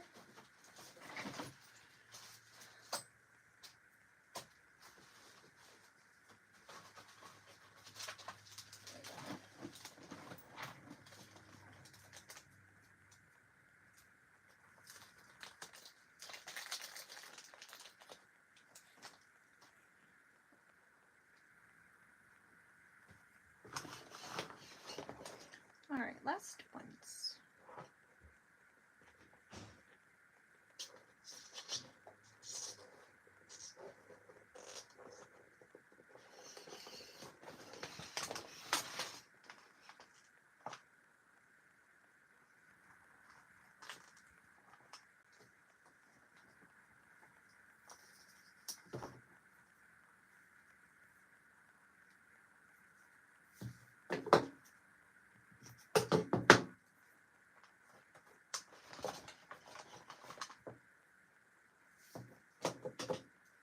So this is 3M 3903 tape.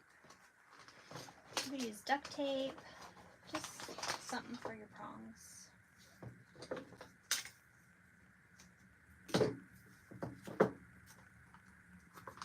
You could put more Therafuse on top.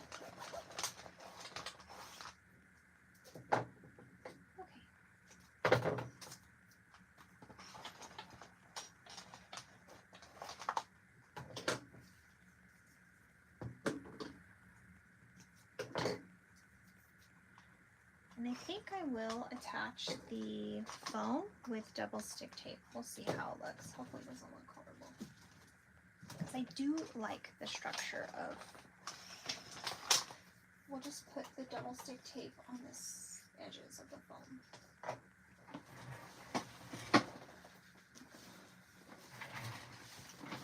Okay. I'm going to scooch it back just a bit so you can see what I'm doing better. Okay, this is 1/2 inch wide double stick tape from Weft and Warp. It's called their Good Ass Tape. So I'm just going to run it along the perimeter of the long edges. I'm not going to worry about the corners.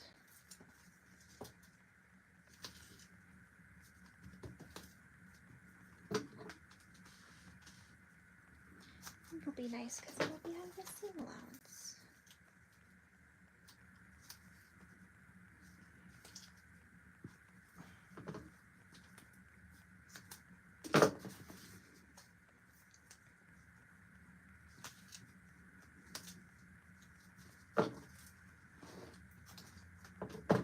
So this will be an experiment. We'll see if we like it.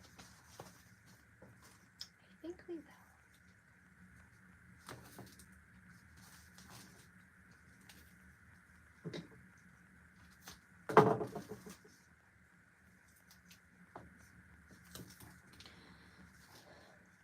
definitely keep your stabilizer out of the top 1 inch for your top stitching. It'll just help it. I'm pretty sure this the piece is that way, but just make sure.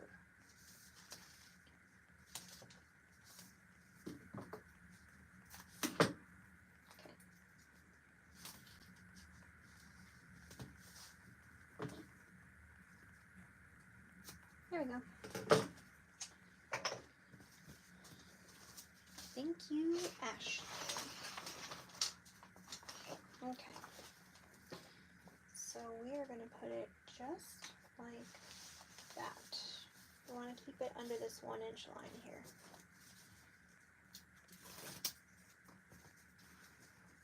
So we'll just line up the center here. The center on the foam. Genius. This is honestly one of the reasons I like sewing live, because you can problem solve together, you know, all of our beans working together.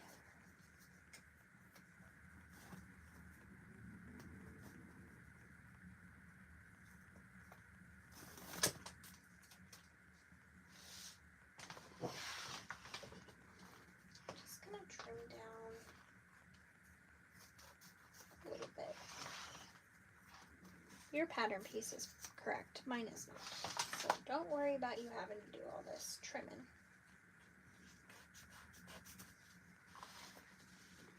Mine was I used my pattern pieces from before, so my fault. But they were perfect, pretty much, so why not? Okay, one side done.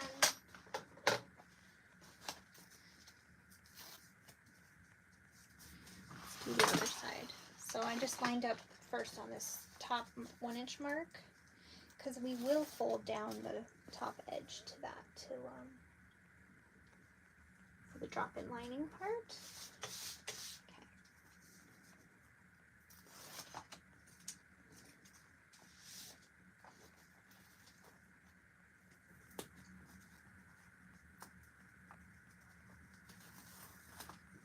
It's bulk trash day, so we put some stuff on the curb. We got a new grill yesterday for my husband's birthday.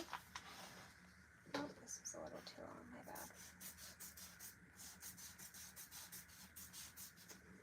So someone's picking up our old one, it looks like.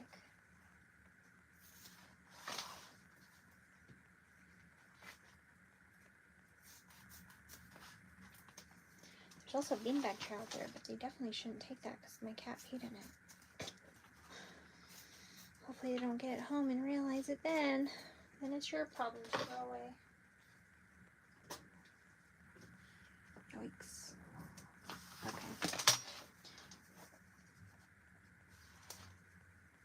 Once again, your piece for the interfacing is the proper size. I should have printed out a new one, but I was lazy. Okay, there we go. Perfect save, Ashley. Thank you. Okay. So fold these right sides together, and we're going to do the sides at 3/8 inch seam allowance.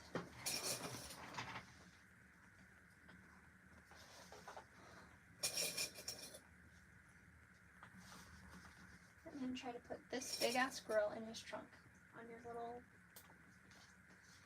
Ultima. It's not going to work, sir. And that thing's so dirty, you don't want to put that in your car like that. Oh my. Okay, 3/8 inch seam allowance, 4.5 stitch length.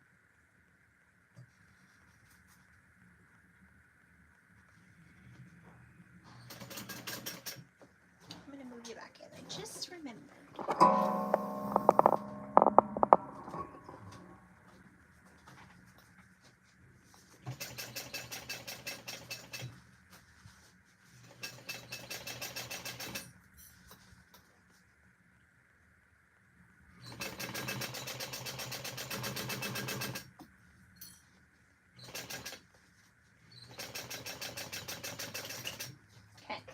Perfect.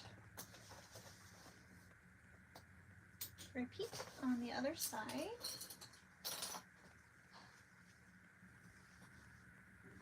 So the way we're going to do these as a drop-in is we are going to keep our exterior inside out. So you're not going to want to flip the bag right side out. I mean, you can just look at it, but for final construction we won't.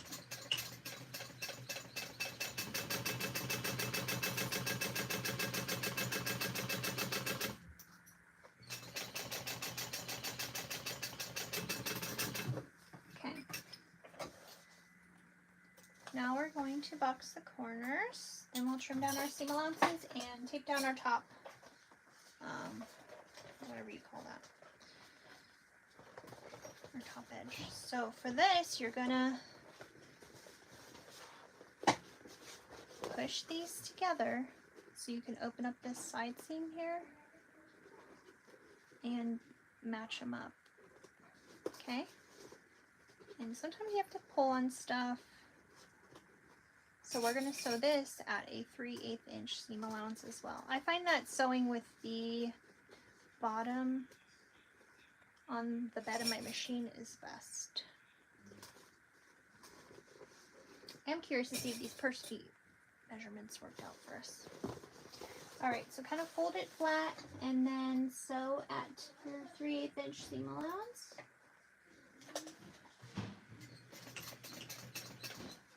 Keeping your side, you want to keep your side seam open. Let me go over it.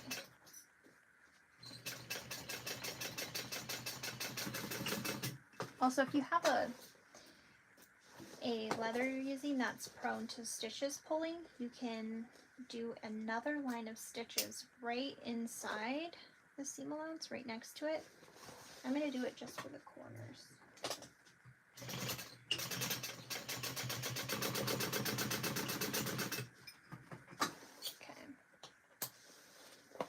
Repeat on the other edge.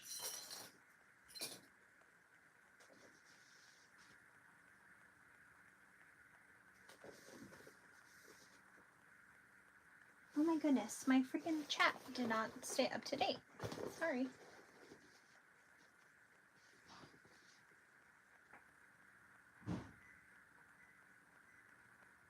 I don't think the bag needs stabilizer in the bottom personally. I thought maybe it would, but I mean, you could put a piece of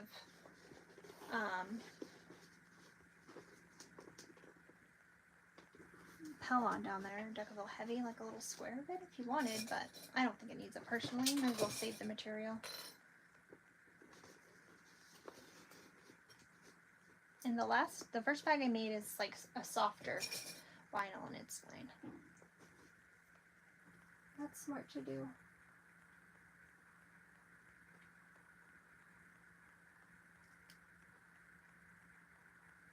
Yeah, once the corners are boxed, it's good. Alright, holding our seam open, same thing, 3/8 inch seam allowance.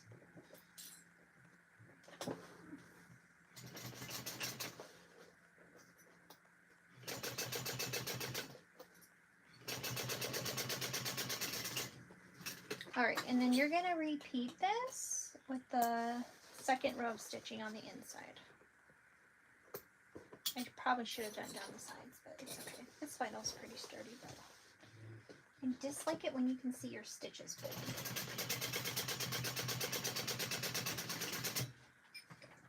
Okay. Now we're going to trim down our seam allowances. Just a smidge. You're not going to do the top 1 inch though. See where your line is that you made? Don't do that. Start from there down. Just trim it a little so you don't have it poking as much.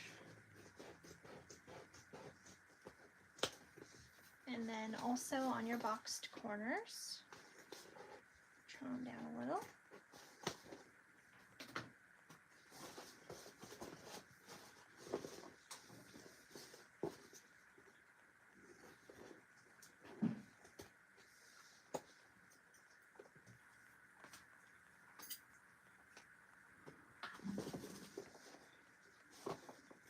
Now you can take 1/4 inch double stick tape or the 1/8 inch stuff and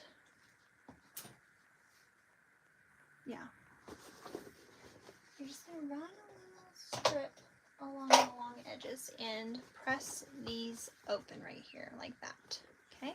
And it's going to come down to meet this line that you drew.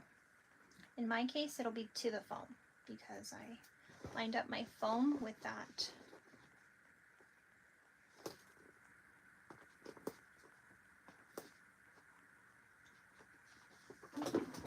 Again. Sorry about this, it's a little bigger of a bag, so.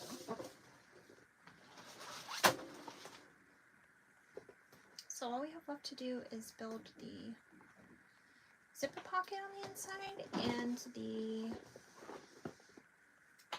slip pocket. And then we just sew the sides and bottom together like we did. It's very simple. I added extra stuff that you don't need to add. But... okay. There we go.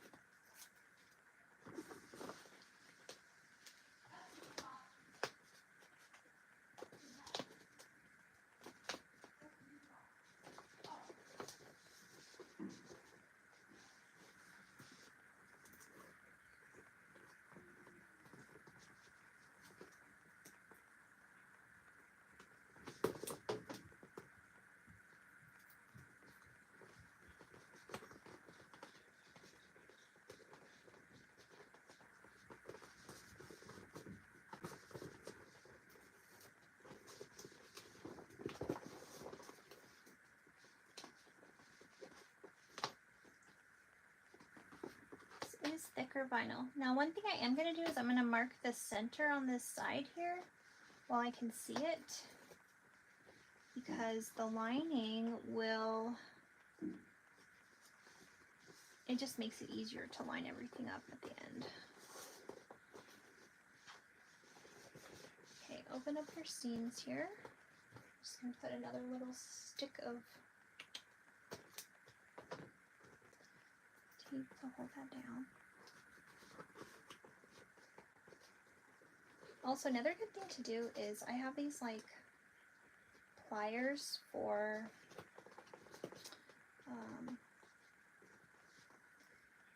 using clamps, and I'll take those on the seams that are thicker and squeeze the heck out of them. See these right here? And like on this seam right here, because I know this is gonna get, I mean, it's not bulky, but this is thicker vinyl, so I know I need to squeeze these. Okay, cool. So this is ready. This is totally done. We got our purse feet, our badge backing, cute applique, our hidden D-ring, or not D-rings, those are rectangle rings. Now let's work on our interior.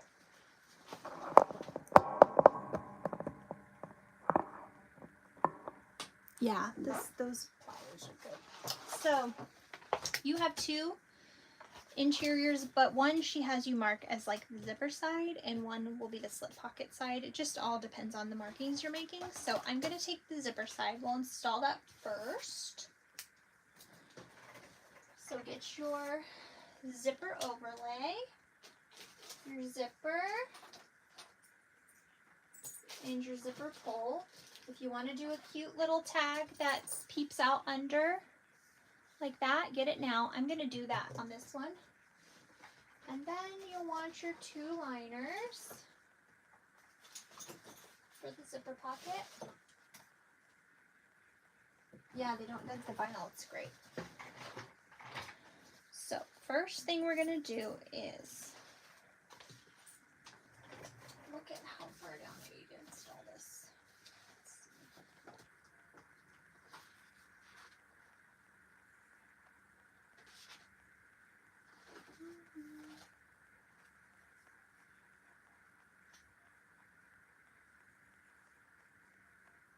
Okay, so that was 2 and a... let's see if I remember. I had marked it with a... oh, here it is. One second here.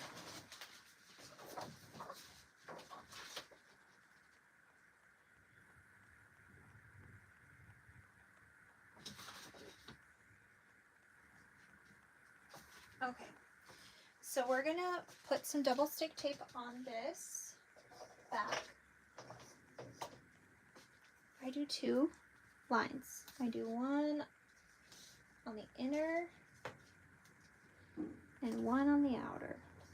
If your machine is not good at double stick tape in the seam, then just be mindful of where you put the tape. Mine doesn't really care either way. I'll have to clean off the needle eventually, but so a double line of that.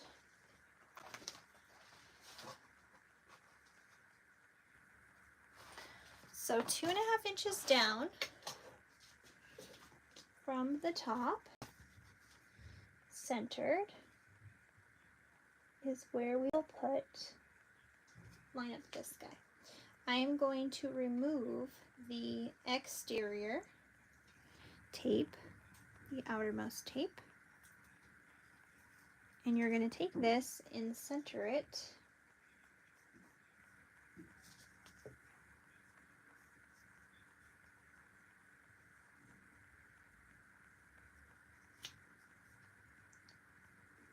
right about there. Okay, now we're going to top stitch around the outside only. I'm going to add my little spooky tag under here. These are from Warmy now. Okay, so now we're going to top stitch just around the outside, okay?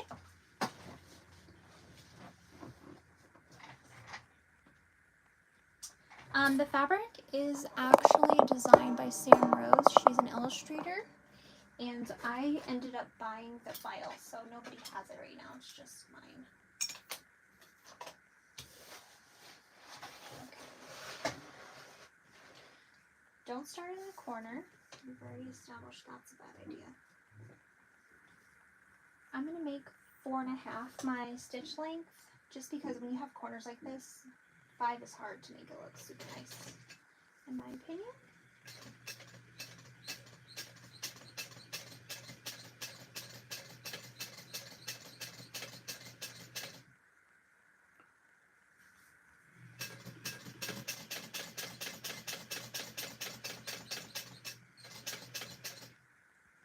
Okay, coming up to the edge here, I'm just lifting my presser foot to see where I'm at.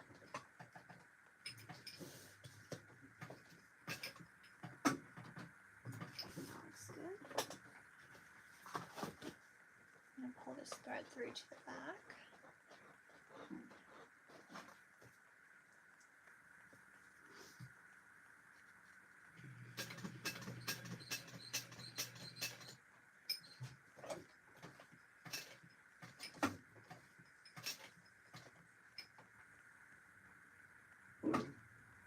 Yeah, I know, I should get it printed.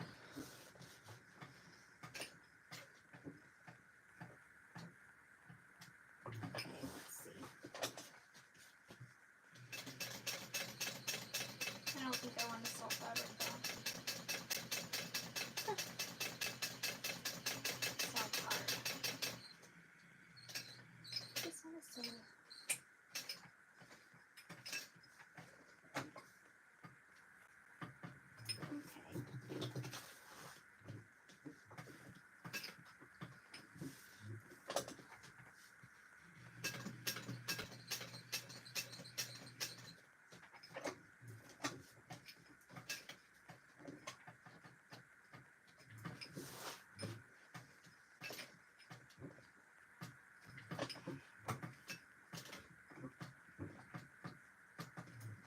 There we go.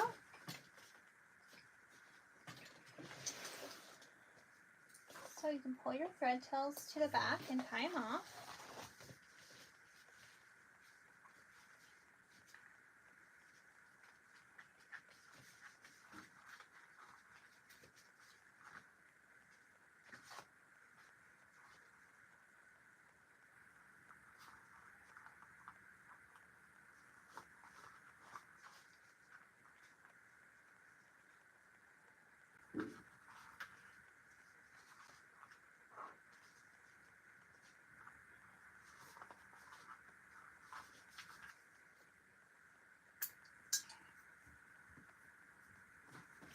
Now we're going to cut out the fabric from inside of our stitch lines. So I usually just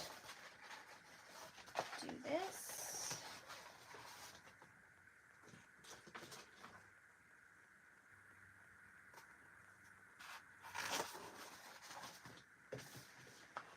Be careful you don't cut your overlay. I use my fingers on the other side to feel where I'm at.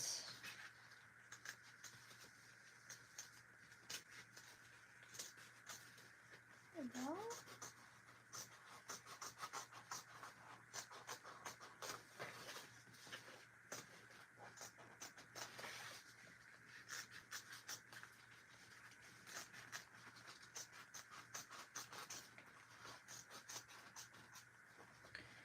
When you get to your woven label, oh good, it's over here, okay. Try not to cut your woven label. Okay, so now you've exposed your 2 lines of tape. Come over here to your liners. Save your pole. You're gonna have less of a wavy zipper if you put the pole on kind of last minute here. So I'm gonna run double stick tape along one of the long edges, and it's right sides up. Okay, line up your zipper right side up as well along this edge. You can top stitch or just stitch, you know, a base stitch along the edge if you want. I personally don't, because I feel like it makes my zipper wavy. I think my tension's high on my machine for using clear. So I don't, the thinner stuff, it's hard to get it not to bunch up on my stitching. All right, we're repeating on the other side. This is also right side up, but now we're going to attach the other side here.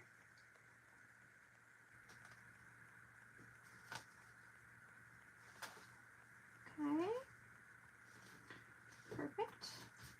Now what we're going to do is take our liner, and we're essentially installing it behind like this. First we're going to stitch the bottom, and then so everything will flip up like this. Okay? Take your tape off the bottom only, otherwise you'll stitch your pocket closed. You don't want to do that. So with that off, I'm going to lay this down centered back here and get your zipper in the middle of the window if you can. You can flip it over this way, but your pockets should be coming up, your liners, okay? So center your zipper inside of the cutout and make sure it's even all the way down. And you gotta account for, once this is folded back, it'll be on the other side. So like right now, this is a little high up here, but there we go. All right, now we're gonna get on our zipper foot so we can get nice and close to the edge.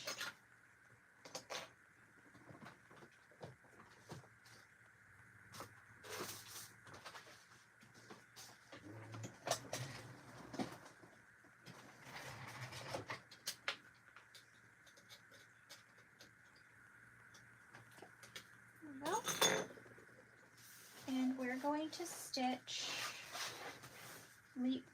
come a little bit before the cutout because you got to account for your stitch coming down so they meet nicely. Start here and you're not going to back stitch. I mean, you can if you want, and then just sew down and stop a little past the cutout box.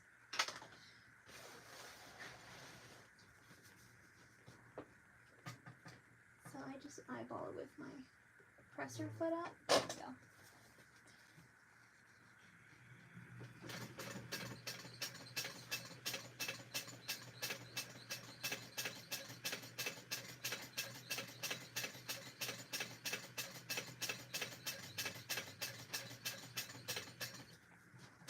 And the last stitch will just perfect.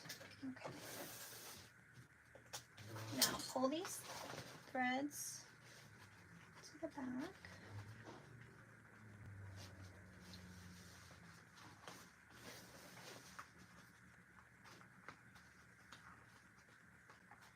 Could you do a recess zipper on this one? Hi, Lorraine. You could. You'd have to cut the exterior panel in half. Or not in half, but you'd have to cut some of the top off there. I did think about doing it, but for this one I was like, oh, I'm just trying not to put too much into bags to sell at the market because then people don't want to pay, you know. Alright, I'm going to fold down just this liner that's already stitched in. Okay. Just kind of get it creased there so it doesn't pop up too much. That's why I like to use the water resistant stuff, not the waterproof, because it's thinner and it's less bulky. Okay, take off your other remaining double stick tape and you're gonna lay this flat and then line up your edges nice here. You know, try to make them even compared to the one you just installed on there. There we go. Okay, so now we are going to we're going to sew down here, around, and back down. And your panels are laying flat, okay? Go ahead and install your pole right now. So I'm going to fold this back. And we want the pole going from, I like it to close to the left, open to the right. So I got to install it on the right. And I'm just going to pull these apart. Actually, I need to singe this. It's harder to install a pole if you have fuzzy edges.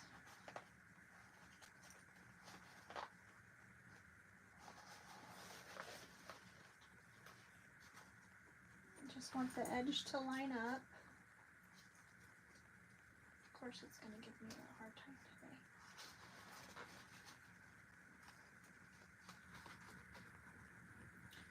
Here we go. See, so my edge is still flat, so that's good. And just push this through your little box. I'm going to start stitching down here based on my zipper foot, so I'm not going to push it too far in yet, because this is what will give you a wavy zipper if you got this thing moving around. So start in your ending stitch hole, and I like to hand crank over the zipper teeth. Okay.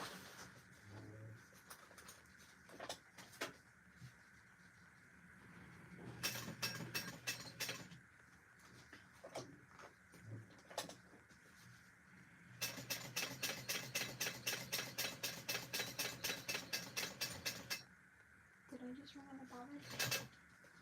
I will be so sad. Nope, okay, we're good. We will change our bobbin after this though.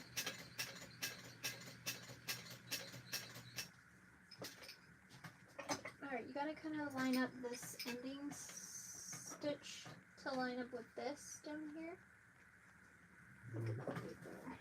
You're gonna rotate it down and you'll end in the first hole. And I'm gonna hand crank over the teeth. And lift my foot. Ooh, perfect. Alright. Now pull these thread tails to the back and tie them off again. Now you can pull your zipper all the way closed. And you can see it makes it not wavy. I know, I used to have wavy ones, so that's how I do it. It makes it pretty nice. Hi. Yeah, you could do a recessed zipper. You just have to like cut the panel where you want you have to add, you know, your seam allowance on. Both, like ×2 for the seam allowance that you're going to use. And then, you know, cut it here and then add seam allowance to like the top part, or you can even it out if you're advanced on that. This is more of a beginner pattern, but like it's great for expanding your skills, so maybe I'll do a recessed zipper on the next one and give everyone the measurements. I did want to do that. Okay, just singeing. Okay, I'm going to cut down this pocket Let's see how much we're gonna cut it down. Let's do like an inch. I just don't want it to hang into the, and I'm not birthing through this pocket, so I can sew it closed right now. And this doesn't have to be perfect because nobody will ever see it. I just don't want it to go in my bottom seam. Now flip it so it's right side up. Dang, that's cute. Isn't that just cute? Pull back your lining and you're going to stitch. I'm gonna come in pretty close here. I don't need a pocket that goes to the side, so I'm gonna come right along here and just stitch down. Let's change to our other foot again.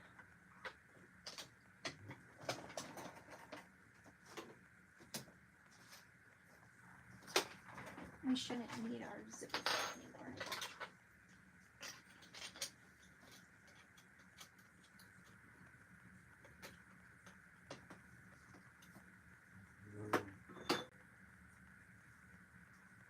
Oh, there you go. Also petite. Yeah. You totally could though. It would look amazing.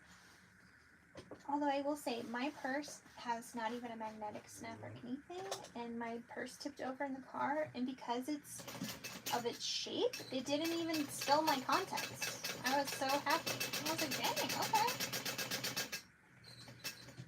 Alright, I'm just kind of winging this here. Like a 1/4 inch down there. Just make sure your pocket's laying flat so you don't have any wrinkles.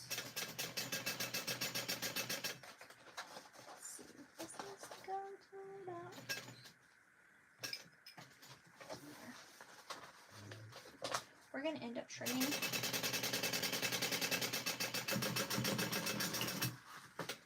Okay.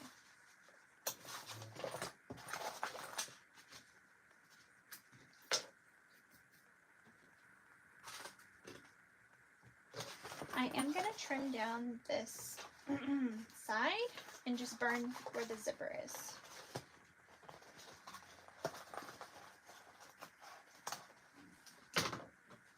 So I don't get it fraying. Okay. But if you want to make your pocket this wide, go for it. I just don't.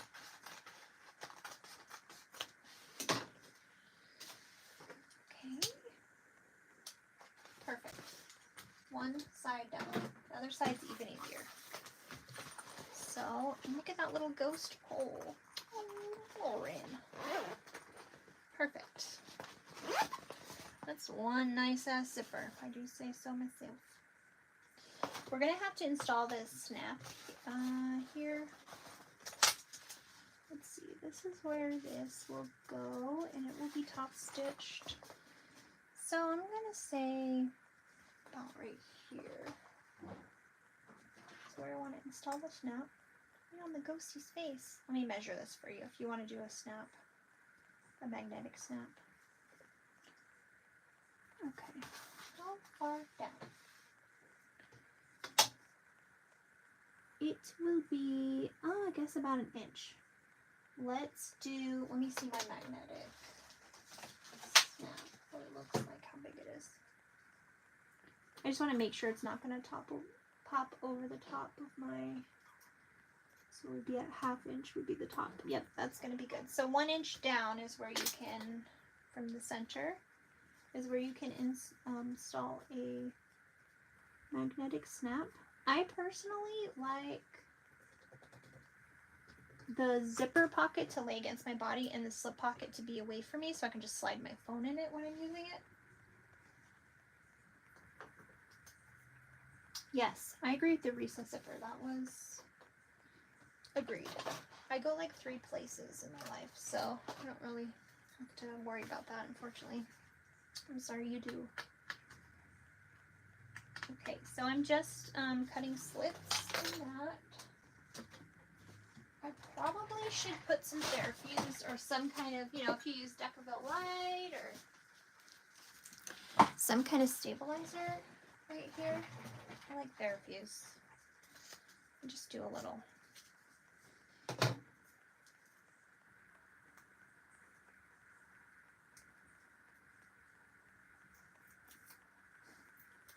This stuff is much easier to use now because it's not a clear backing. The clear backing makes it hard to see a little bit. Just gonna add a little bit to the back. I'm gonna recut it because I put the stabilizer on there. Okay. So it doesn't matter male or female, honestly. Just pick one. These are the fins, the thin magnetic snips. I'm also going to put a little drop of fray check on my fabric just to make sure it's not going to fray over time. Not necessary, but I usually try to. If it's on like a... This is not a PVC backing like a normal waterproof canvas, so just want to make sure. Okay. Put my washer on and I'm going to pull outwards. Okay, let's put a little piece of tape.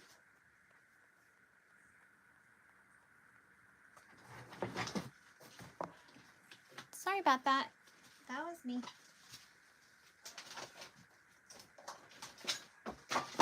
That was my phone saying, hey, your battery's low. I think I just noticed it. What was the last thing you saw me do? Back to normal. Sorry. Hi, Cindy. Sorry, my battery is low. Not anymore. Okay.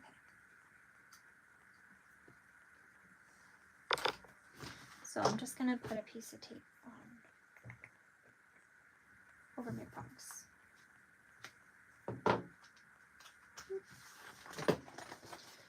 So there you go. And then this will end up folding down. So it'll be close for the top stitch. So do it 1 1/4 inch down, not 1 like I did. Live and learn, live and learn.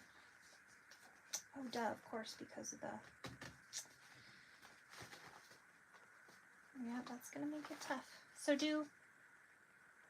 make it so that it's 1 1/4 inch down. That will be perfect.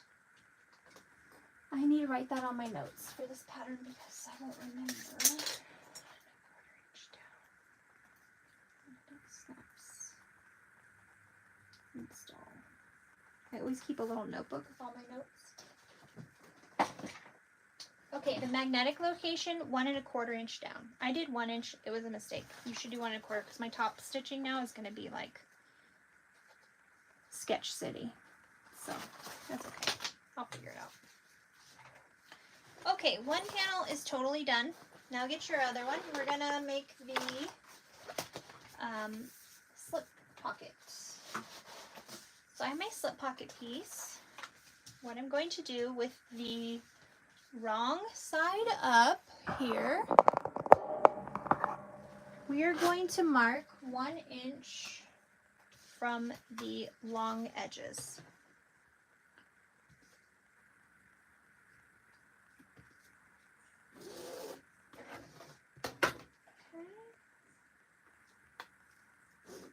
And both of the long edges.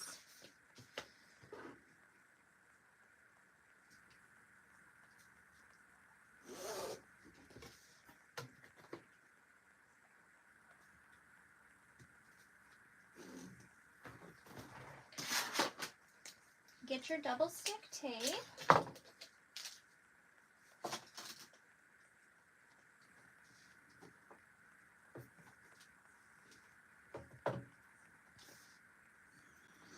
And line it just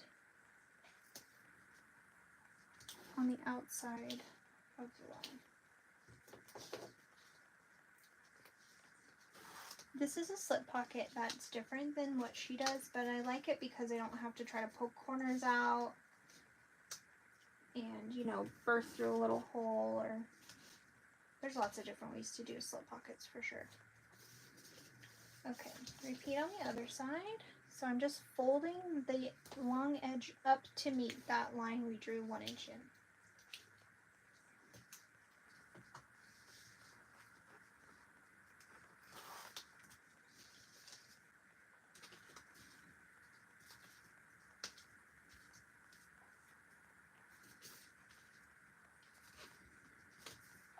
Okay, Go ahead and make sure your corners are nice and pressed, and then fold wrong sides together up to make the top here.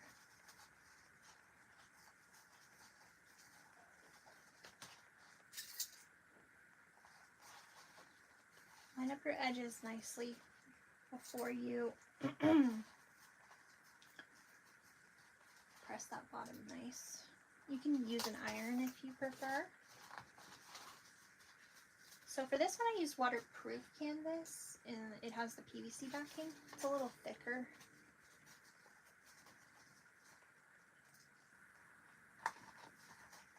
Okay, and now I can just kind of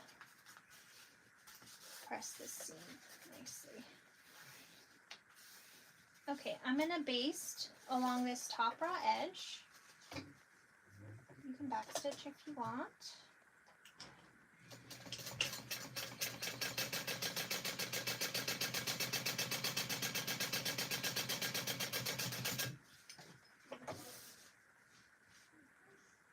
Now take your trim.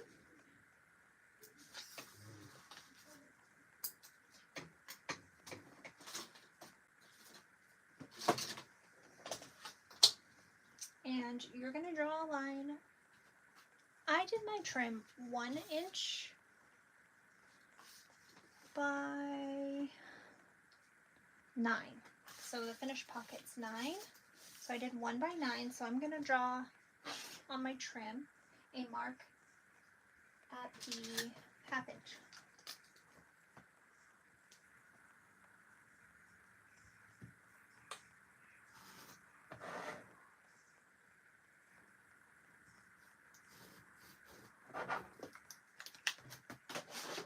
So take your double stick tape. I'm going to use my 1/8 inch. And I'm going to put it on both long edges.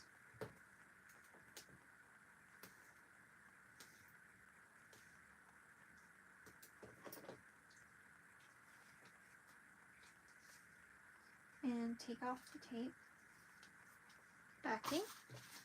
Now you'll lay this raw edge up to a little bit below the 1/2 inch line. Okay, not exactly on it because you got to account for folding over. And I'm going to melt this thread tail because it'll stick out the side here. I don't want that. Okay. And then you can fold this over. Okay. If you want to add a little woven label, you can right now. Just like pop it in here before you top stitch the accent on there. But now we are going to top stitch, and I'm going to pull my threads to the back, so I'm not going to back stitch.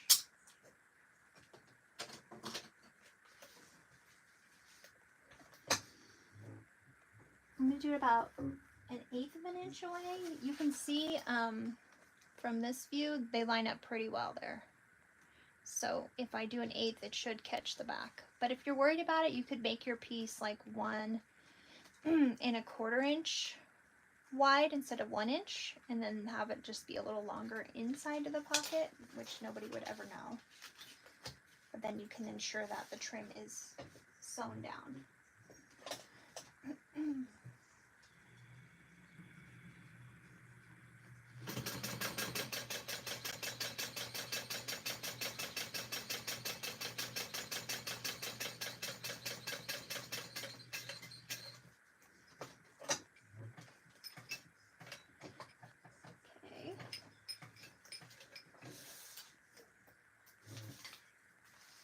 So pull your thread tails to the back, tie off and cinch.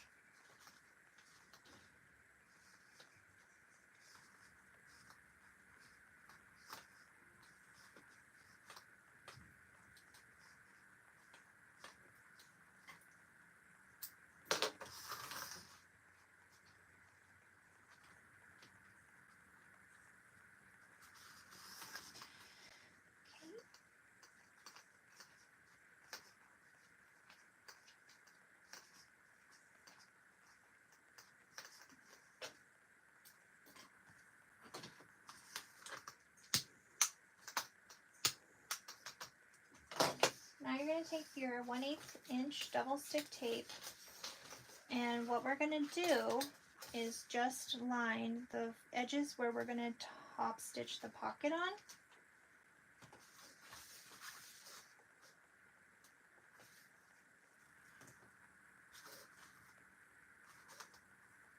Okay. And down this long edge.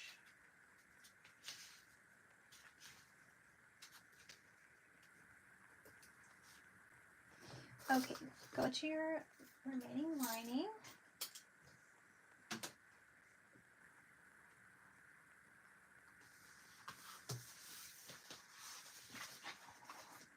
And 2.5 inches down and centered is where we're going to stick this guy.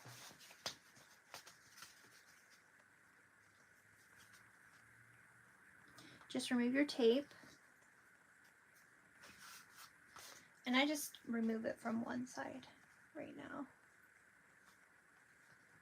I'm just eyeballing it. Can't remember what side I oh, it's the side. Now we can remove the rest. Before we top stitch this down, I like a divided pocket personally. If you just want an open pocket, then just top stitch around all 3 edges. But I like it when it's divided for my phone. And I have an iPhone 12, I think, and it fits perfectly. Okay, so this is 9 inches wide, so we're going to do 4.5. And I'm going to use a chalk pen so that I can wipe it away when I'm done. Let's see.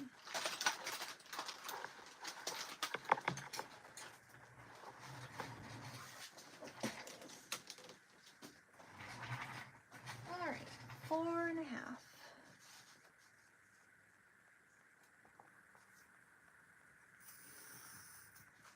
Just like that. So we're going to start over here. I'm going to come up to the very, very top. You can back stitch here. This is a stress point.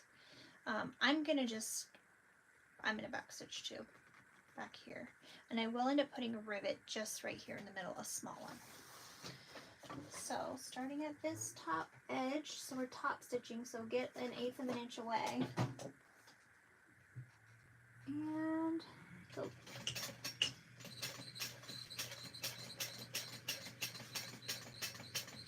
This is how I do all of my slip pockets.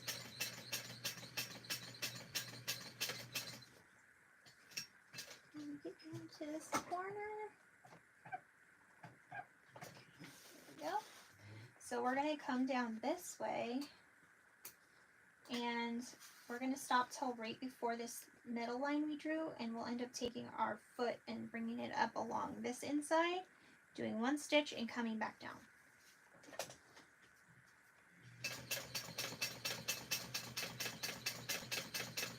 It's a good place to put a woven tape label down here too if you wanted, if you forgot, out the side. Okay, 1 more stitch, and then we can rotate and see the edge of my foot is pretty much along this line I drew. I'm going to come up. I'm not going to go onto my trim because I'm going to put the rivet there. I'm just going to come up into the stitching that I did for my trim. And I'll take 1 walk this way, and I'm at a 5 stitch length on my machine. And you come back down.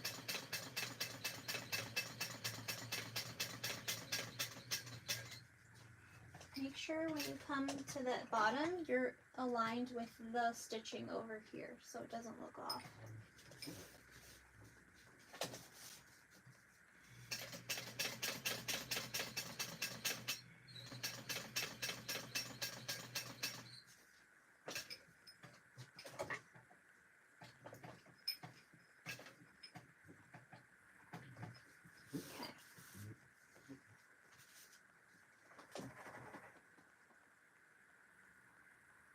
Oh, that's awesome.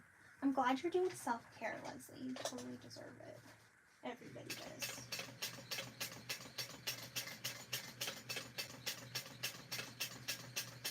Okay, come all the way up to the trim edge and back stitch.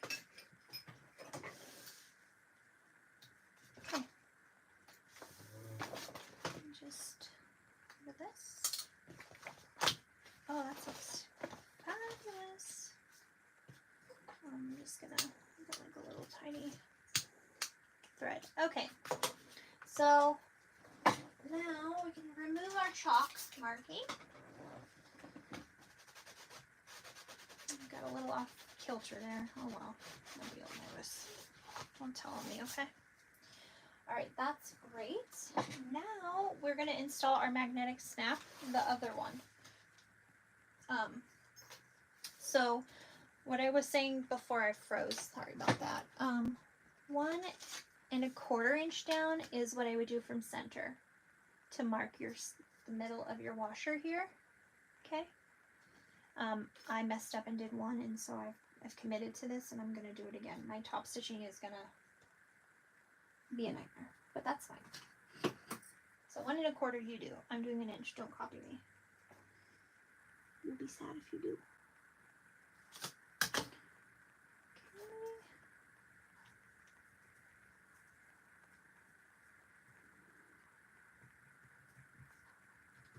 Just marking the little slots from my washer. Go ahead and turn over, and I had there are a fuse. Let's see where it went. It is. Just get yourself some kind of stabilizer behind it before you cut your slits.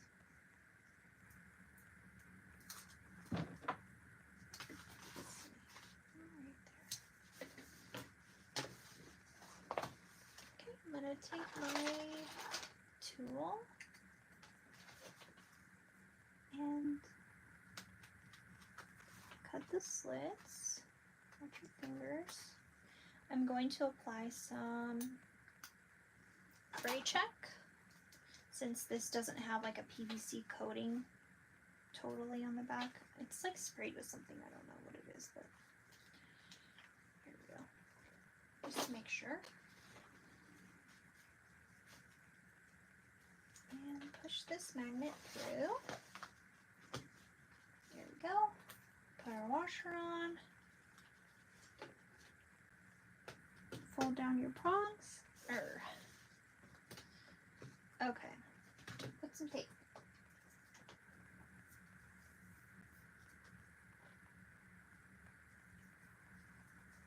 Oh yeah, that's true. I could do that. I'm not going to because I'm lazy, but it'll be fine.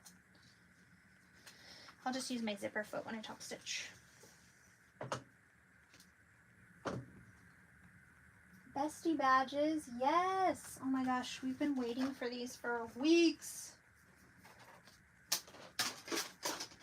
So Kayla, she is one of 3 owners of the sewing blurbs, and so she designs a 1/3 of them every month, or a 4th, I guess, because you guys have the Zodiac ones. So she actually has her own line too in her shop. All right, I'm gonna find like the center point here, and I'm gonna punch a hole. I am also gonna put a little stabilizer before I punch my hole, and here's why. I had a bag sent back to me once, and this ripped through because I didn't put stabilizer. So learn from my mistakes and put a little something there, and don't put too long of a rivet. Put an appropriate length to rivet. Okay, there we go. Punch that hole.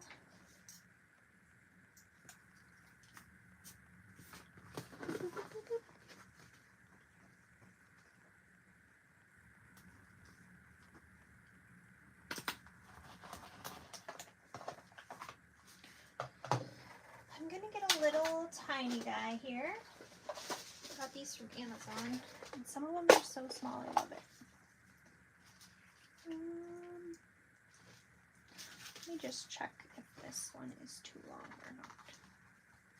Oh, that's good. That one's good. Okay, I'm gonna go.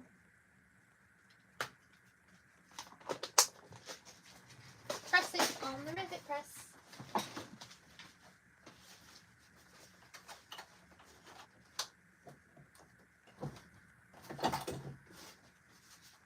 Okay, here we go. There's your slip pocket. Put your phone in there. It's perfect. Okay, I think that's it for our interiors. Yep. Let me see what the seam allowance is on a lining. Did all that.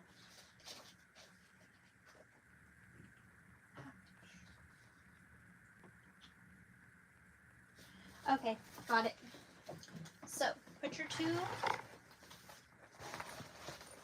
lining panels right sides together. We're going to do the same thing on the bottom here. We're going to use a 1/2 inch seam allowance this time. And then we'll open up our seams and top stitch along each side of this seam. Okay? Before we get any further,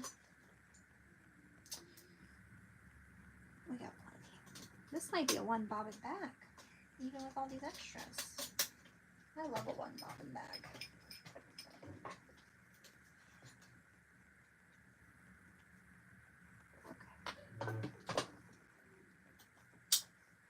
1/2 inch seam allowance, and I'm gonna do 4.5 stitch length back stitching.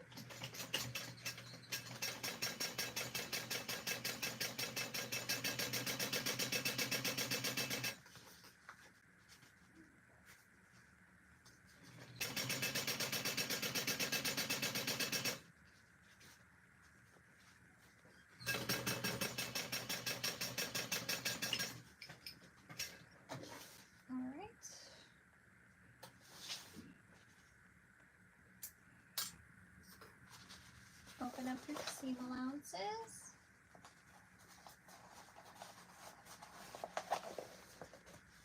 Oh, look at they're sticking together. How cute. At least we know they lined up. Okay. I'm just going to finger press this seam. You could iron it if you want. I'm just going to finger press it. This stuff is a nice thickness. Polywoven Heavy is the name of it. Lux Fabric Supply is in Arizona, so it's right by me. I'm going to go top stitch length 5, back stitching. And go down the sides here.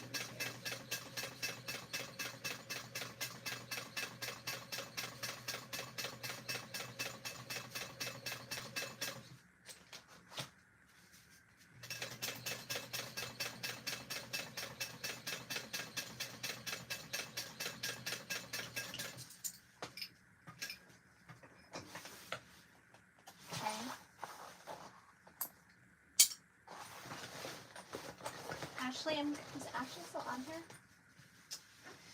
Well, if she is, I'm going to watch your hydro pouch video after I get off here when I cut out my next bag.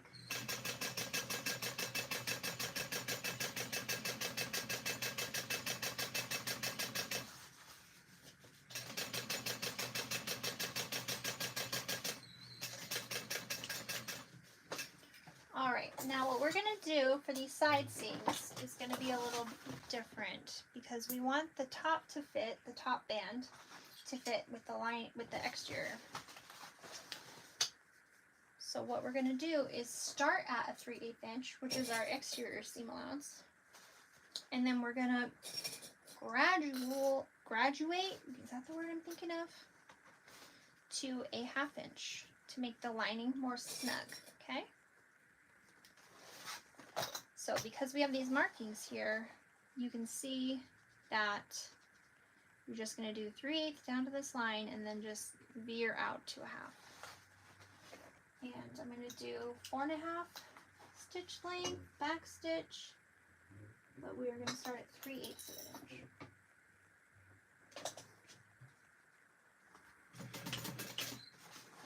So you laid out, so I have.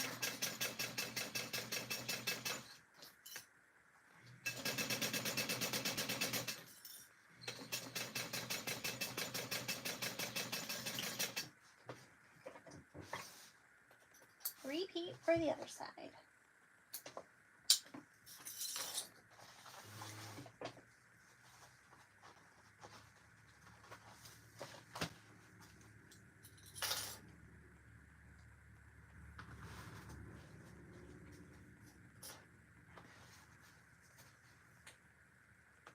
Okay.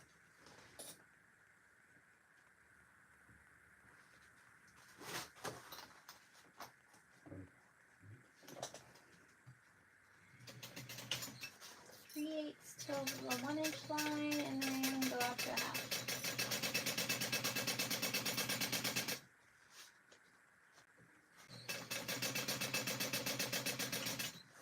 Okay, before we trim down the seam allowance, we're gonna do the box quarters. So same thing as before, put your hand inside and open up this side seam here and just line up the lines. And I will end up putting my bottom on my machine bed, so I like the flat part of my clip to be there. But it lines up so nice, it's just like boom. And this one, you're gonna sew with a 1/2 inch seam allowance. Just gonna put your stuff, push it down.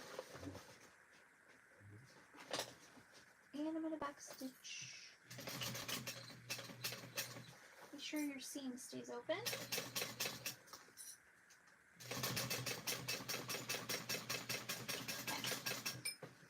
I don't double stitch on these seams because it's an interior personally. I usually only do an exterior on vinyl.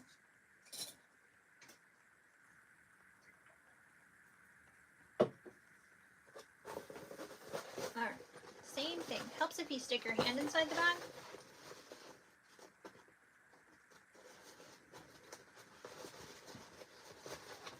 Okay.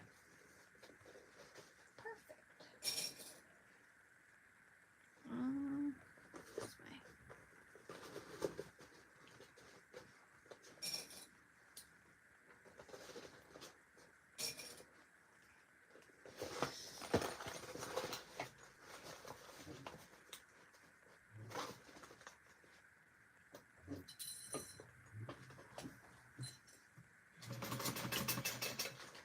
Half-inch seam allowance.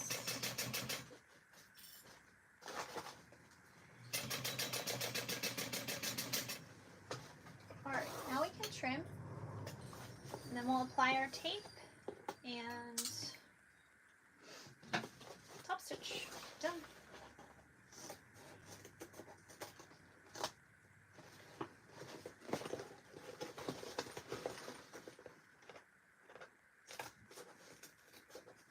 I just do like a 1/4 inch.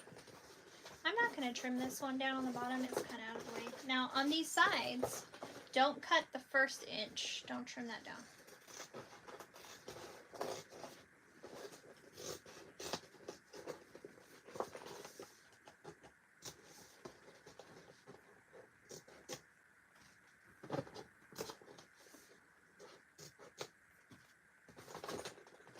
Repeat.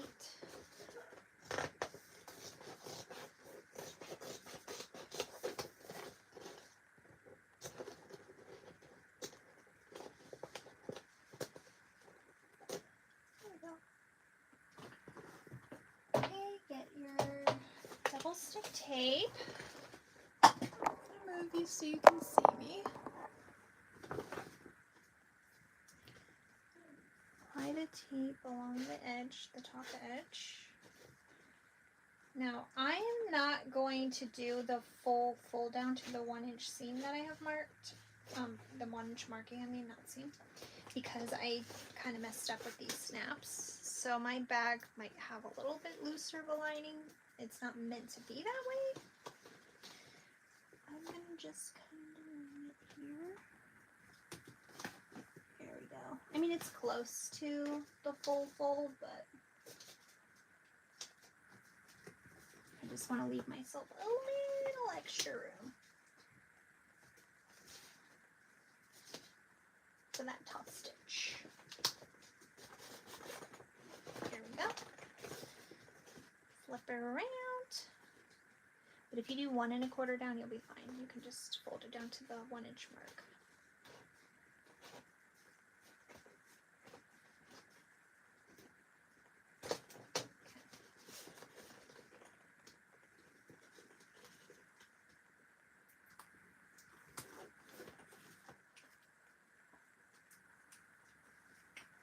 Okay, the ones I use, Elizabeth, are size 19. These are the ones, I think you have the same machine as me, maybe. Let's see. You can take a screenshot of that. Those are all the numbers. I got them off Amazon, and it was like a big 5-pack. But they're size 19, essentially. That's all I've ever used. I've never gone bigger, smaller, for good or bad. That's just what I've done. Make sure you're folding. Alright. I'm trying to match up the seams here. Stick. Good.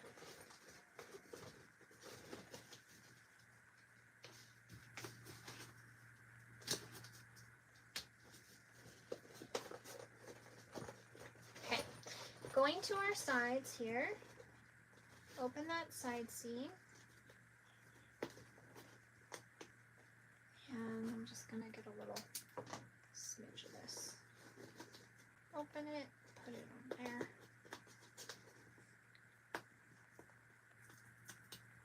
Okay, now we can fold. And just fold your seam to your seam, if that makes sense. So that these line up here, these lines.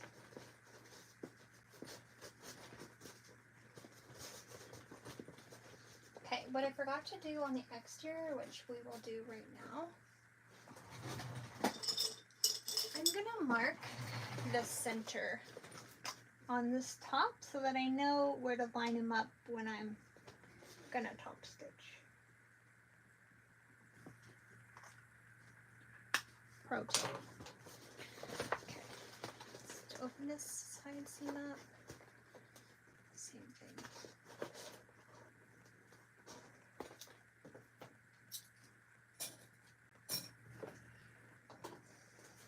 We are almost done.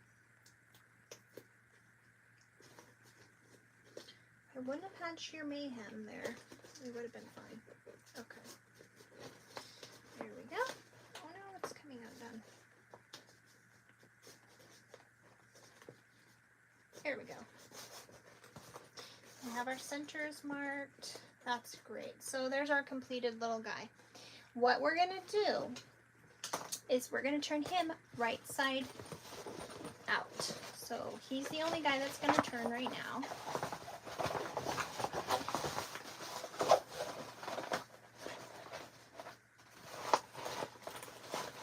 Okay.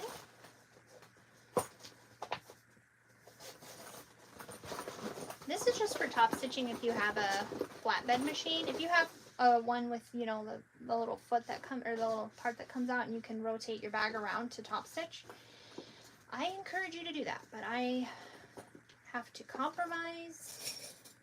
I'm just going to clip down these sides here. Before we put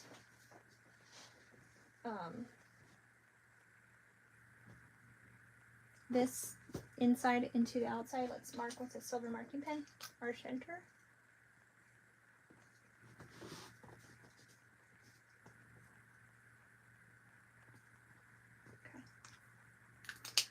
Now, what we're going to do, sorry, I have a bit light. Okay.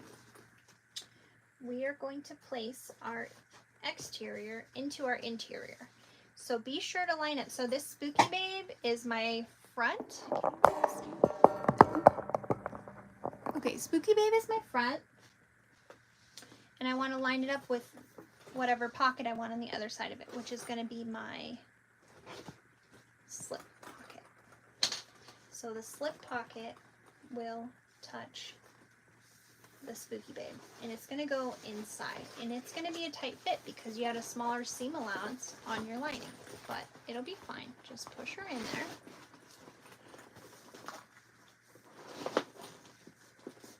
Okay. Now come back over here and watch me clip 500 clips. So line this up inside. You can pull your bottom up a little to make it fit better. Maybe push in your box corners. So line up your centers first and clip. Clip that.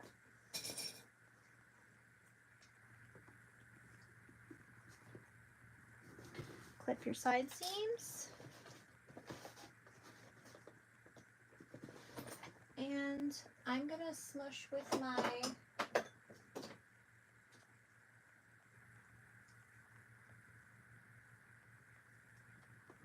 little smusher pliers. Okay. Repeat for your other side seam.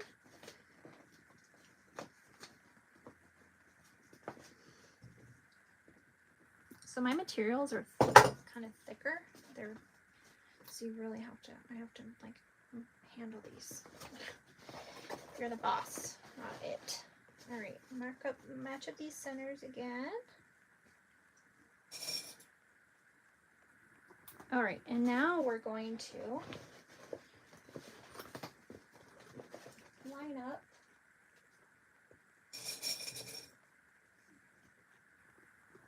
all these sides.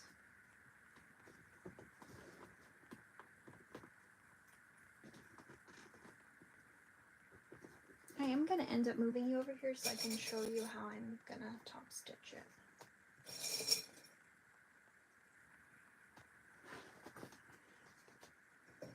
It fits so nicely. If you have a stretchier vinyl and maybe your exterior is not fitting totally within your interior, like maybe you have extra vinyl for your exterior, just like evenly, you might have like a little bump like this in between each clip, just evenly disperse it, and it will be fine, promise.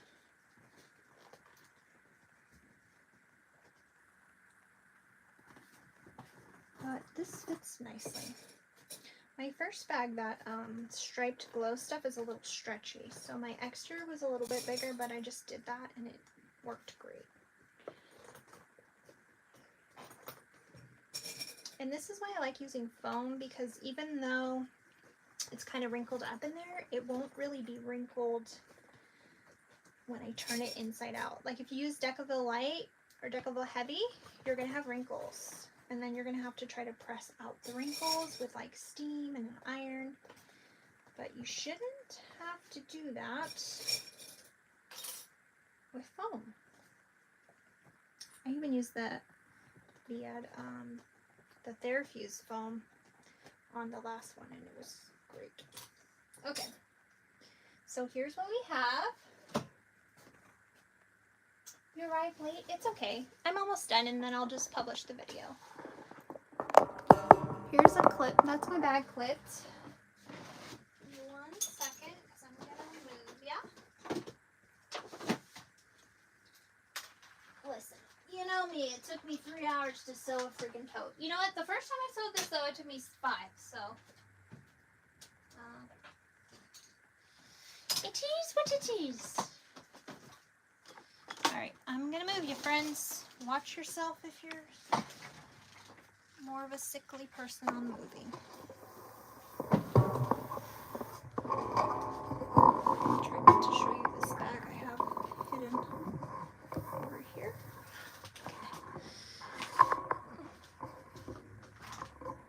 Okay.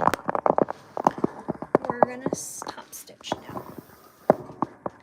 This is the highway to the danger zone right now.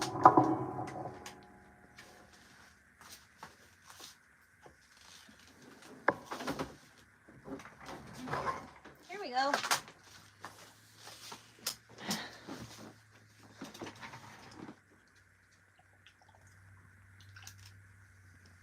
This is the last step. The absolute last. Okay. I think that's centered. That's good. Zoom me in a little. I'm going to put my 5 stitch length. I'm also going to put on my zipper foot because I caught it a little too close. Although maybe I'll end up loving it at 1 inch. I don't know. Now I always start a top stitch in the side seam. But you start it where you like, you know. That's where I'm going to start it. I think just to be safe, I'll change my bobbin thread. Yeah, it would have been sketch. Who knows if we would have won or lost at this point. I don't know. Brush bobbin. I bet you it's a 1 bobbin bag for sure.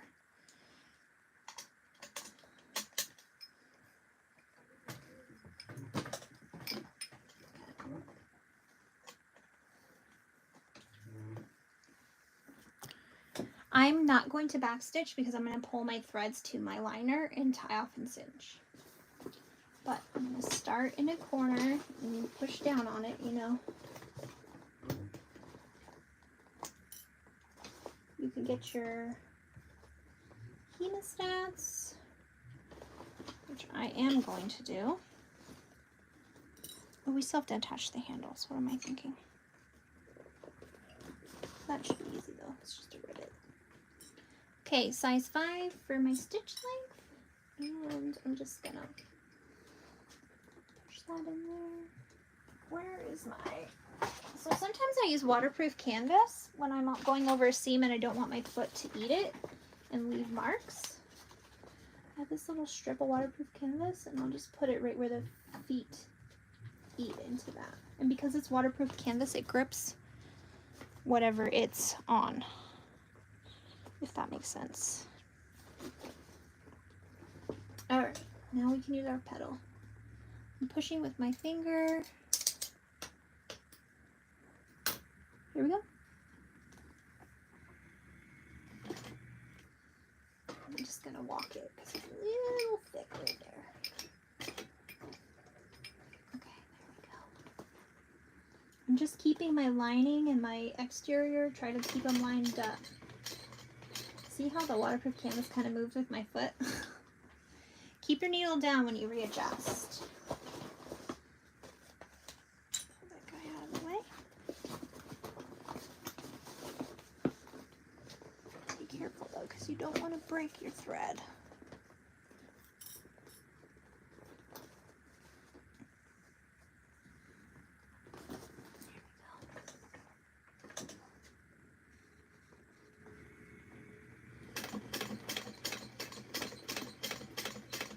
Okay, our magnet is coming up here. I'm just adjusting the bag as I go. There we go, that's how I like it. So we're just going to be mindful of the magnet, which is going to try to stick to our machine bed. So, go slow.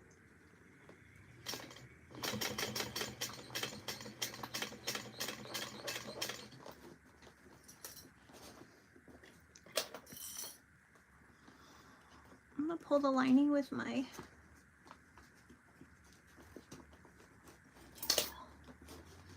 Ooh, my fingers snapped.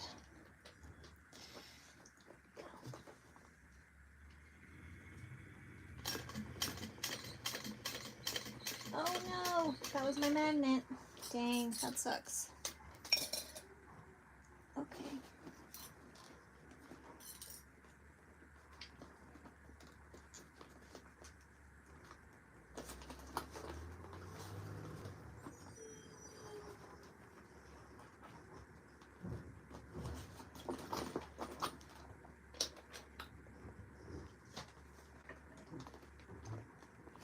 There we go.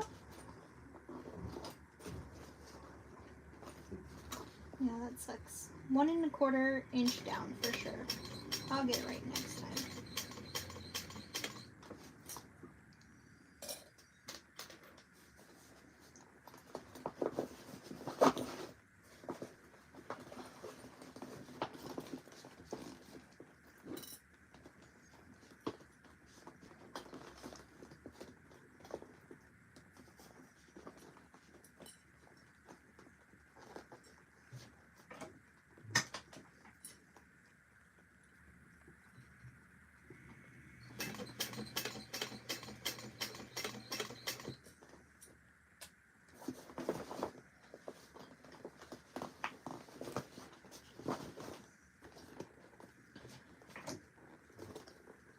just pushing down that fold and make sure your side seams stay lined up.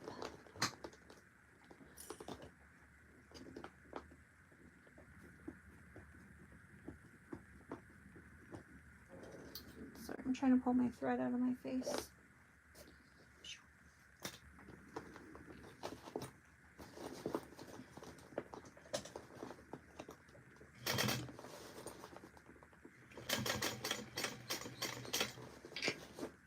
So I think what I'm going to do is put a piece of tape on this magnet.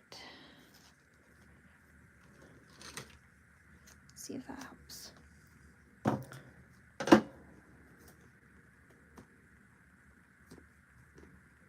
It might help glide it a little better.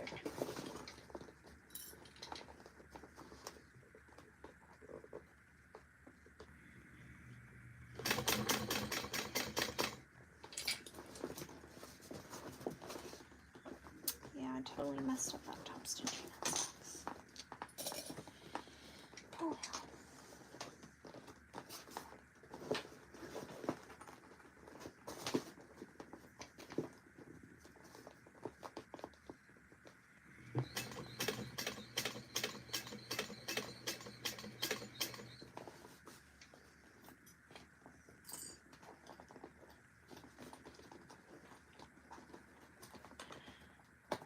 Okay, I'm gonna try and line up these centers again. It's right at the magnet, so it's a little sketchy.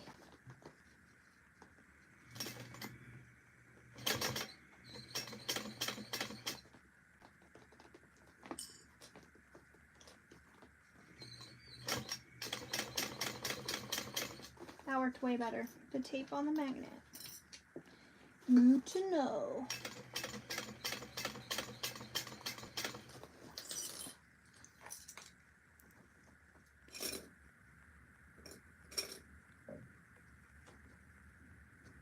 It came with 23. Wow, I didn't know that.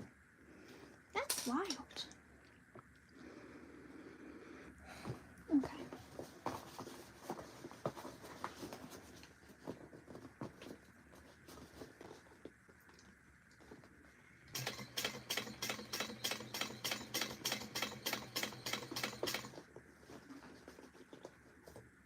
Okay, so make sure you're lining up to that the first stitch hole.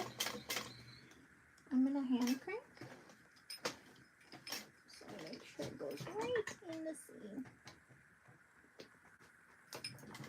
Here we go.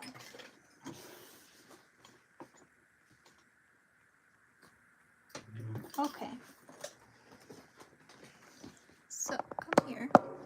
I'm gonna zoom you back out. And up. So let's see what happened here. I think that, do you think I need to redo it? I could cut all the way out here and then pull these through and tie off and redo it. Now that I know to put tape right here, and it works, because look over here, it looked pretty good. Oops. So,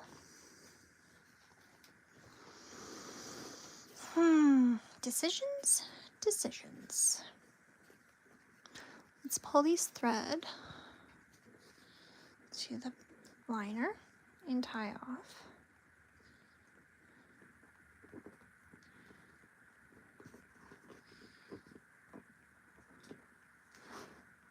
You know, I'm just gonna leave it because it's really not too noticeable.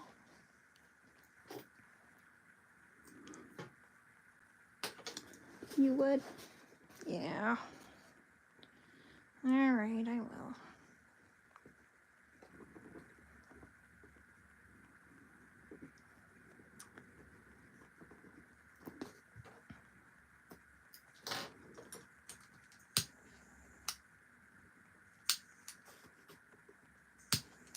Okay. Yeah, it kind of went off the tracks here, didn't it? Okay, I think you're on there. Okay, thankfully it's black, so it shouldn't show stitch holes. I'm just going to cut right in the middle of where I want it to start pulling out.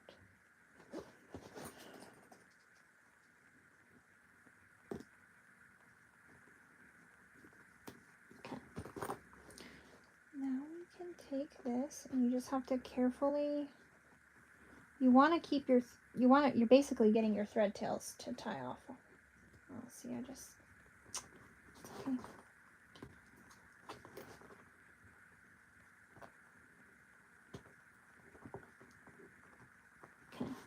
There we go. Now we're going. Now we're rocking. See how I have this tail right here now?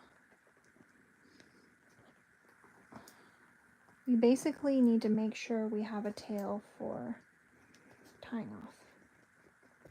A big enough one that you actually can use. This is kind of still a little too small.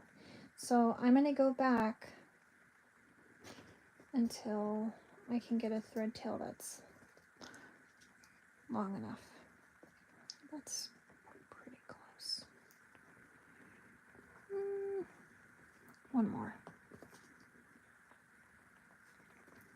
All right, now pull these to the liner.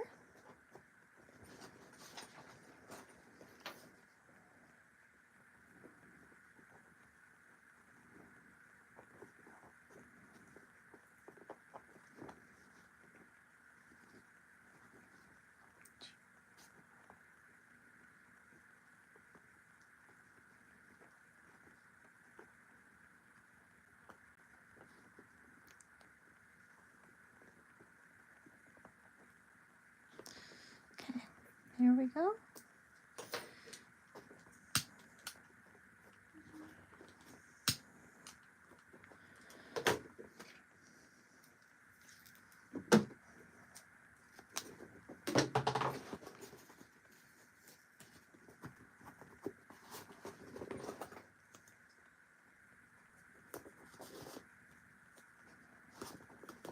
Okay, let's go ahead and pull these out.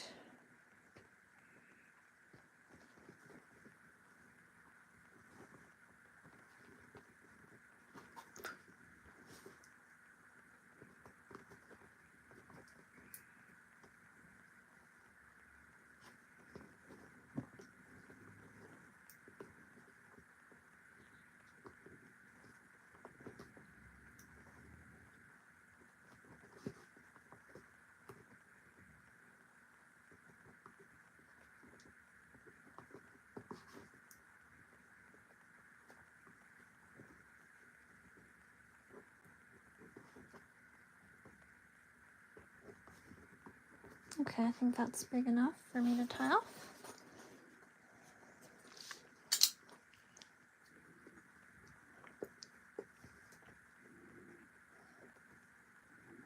There we go.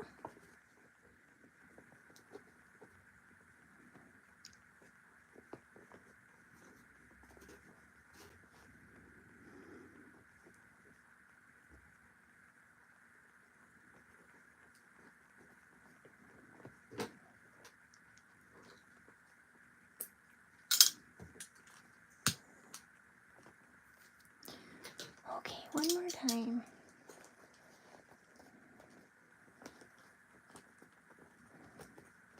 We got this. Oh, you're so welcome, Mary. Thank you for saying I'm talented. You're so sweet. Okay. I'm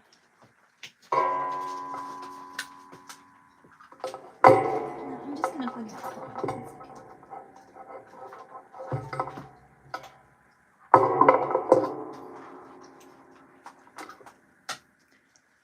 Okay, I'm moving ya. Let's try this one more time.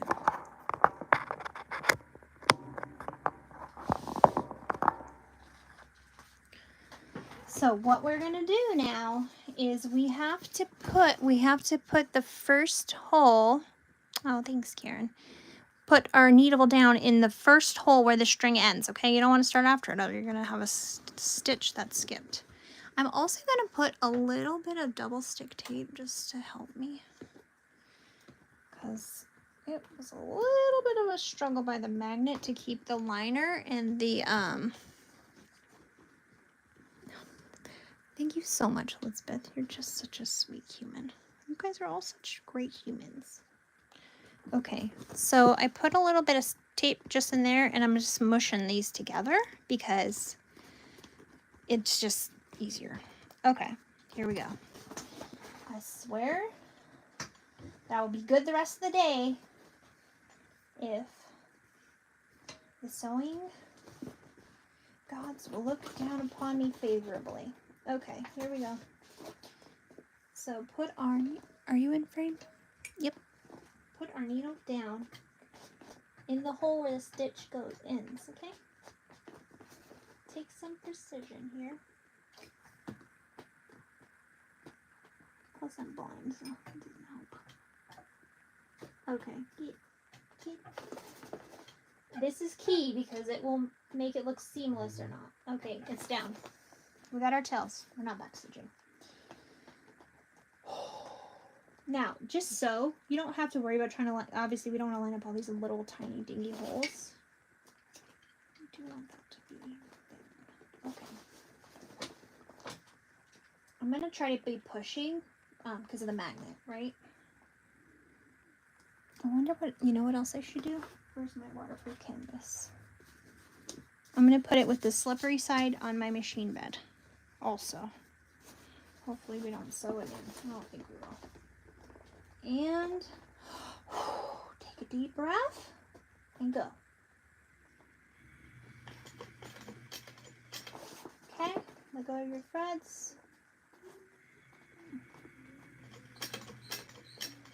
Okay, the magnet's right here. I'm going to hand crank so I can try to alleviate any issues like that. I have to manually place these stitches, I will. I don't want to. Trying to see if, yeah, they're getting smaller, so the magnet's playing a part.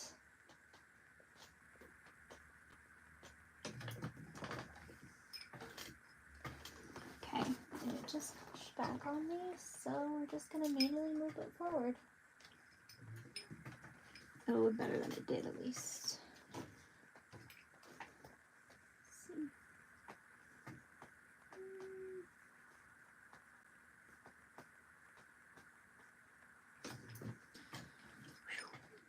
I am sweating. This is hard work. All right. Move forward again.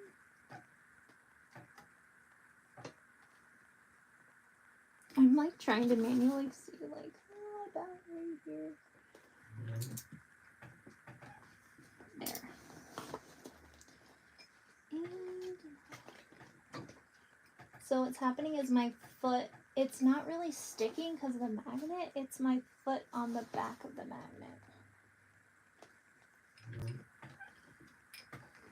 Almost like I need a hump jumper, you know?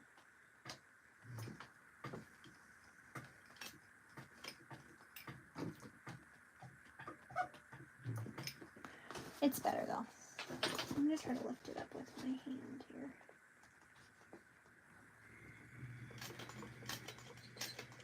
Okay, now we're getting to the last stitch, and we're just gonna stop and we'll stitch that.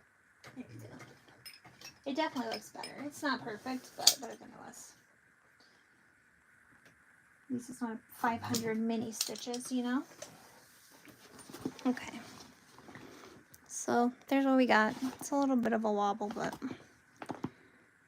what can you do, guys? Better than it was, right? Oh, see, in my liner, I barely caught my liner too. Things people won't notice. The top stitch thread thankfully blends pretty good with the liners. So. Okay, so we're just gonna tie this off. Yeah, I think it looks better for sure. What is it that Lynn says? Don't give up, just fix your problem. You'll be fine. Nobody will know. Nobody will know. You'll see the junk they buy from the store sometimes. And I'm not charging $1,000, you know? This purse I would sell for, I think, like $115. Go. Okay. Thank you so much. I'm just gonna singe my threads. There's a little gunk right here. I don't know what's going on. Okay. Now we get to turn the bag out. Okay. I am going to switch you back and we'll turn it out together and put our handles on, and I'll show you for size reference. And the handles we're just riveting on, so it won't be too crazy, if that makes sense. All right, I'm gonna move ya. Here we go.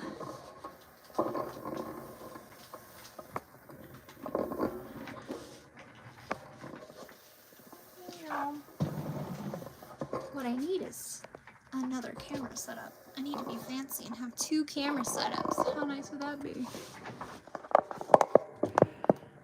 Okay, there we go. Let's flip her inside out. Right side out. Make sure you pull on your seams when you're pulling your bag through. It helps with the wrinkling, trust me. Okay?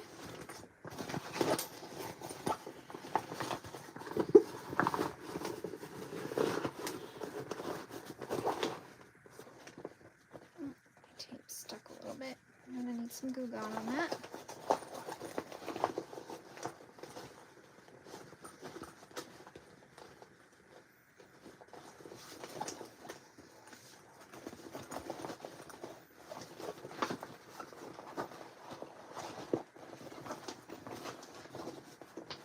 I think we nailed the embroidery placement.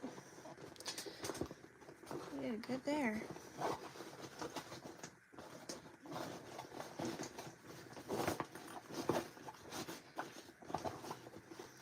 Just poking out these little corners here. I'm poking my lining into my exterior. Thanks, Karen. Okay. So, go ahead and flatten it all down. Let's see how our purse feet look. Oh, nice. Yep, probably would have went, I think next time I'll go an inch. So 2 3/8 by 1 1/4. Let me write that down, or I will forget.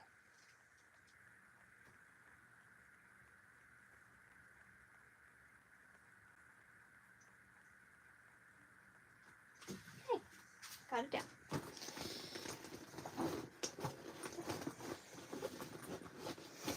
So, I like that. I like that a lot. That little snap there, nice. I'll do that again. Yeah, I think a 1/4 inch down will be good. You could probably like 3/8 inch, yeah. All right, and our zipper pocket. Go ahead and put your fingers in and push it down. Okay. There is that. Now what I do is I take these and you just kind of start to press it from line to line, from fold to fold a little bit. Okay, and it gives it such a nice shape. Now, if we would use Decaville Light, this would have been so wrinkly. But because we use the foam, I'm like such a foam convert. Okay. How cute is that? Yeah, we're definitely doing the glow, for sure. I will turn off the lights and we will watch it glow. Let me get my little light. Yeah, the lining fits so nicely. Thanks, everybody. Okay. Let me get my little black light thing, little UV light. It doesn't really need it. It just is that much more fun. Just charge it up.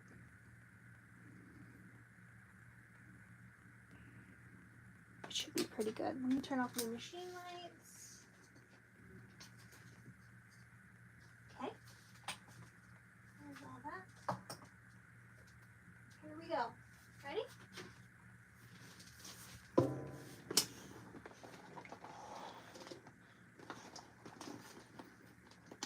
The bag tag. Oh, it's over here too. You're right. We gotta charge that guy up too. I bet you this will look cool with the mirrored vinyl. I don't know. I've never used it. It just sounds like it would be a good idea. Okay.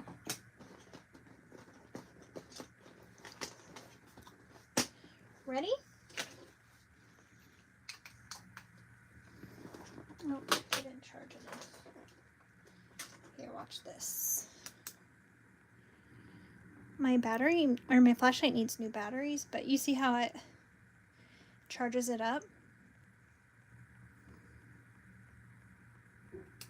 There you go. Charged. That's fun. Oh, look at that! That looks freaking good too. Ooh, sorry, I don't mean to flash in your eyes. I apologize. Those are fun. Just a little something. I love the spooky babe though. I'll make sure to link in this video the file I got. The file is, I've emailed the designer. She needs a little bit of work on it, I think, but I don't know if she's going to do the work. I know Kasaya modified it a little bit, but yeah, that's fun, huh? Okay, lights on. Here we go. I'm just going to do my handles. And I have a tool for that. Okay. So this is the rivet tool from JoLeeLee. And what you basically do is, so say this was my strap end. You're gonna take this tool. Wait, hold on. Let me think. Yeah, from here, from the end of the strap. So I guess we can do it this way. And you can mark A and B, or A and C, or B and C, depending where you want to go. And this is a pretty thin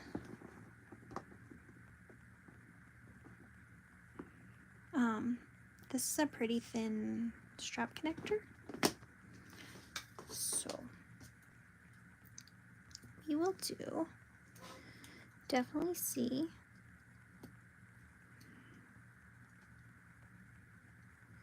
oh, A is for the slider.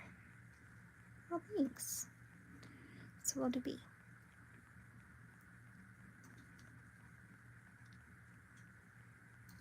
Oh, A and C is for sliders. Perfect. Okay. Well, thanks. I didn't get that far in that. Okay.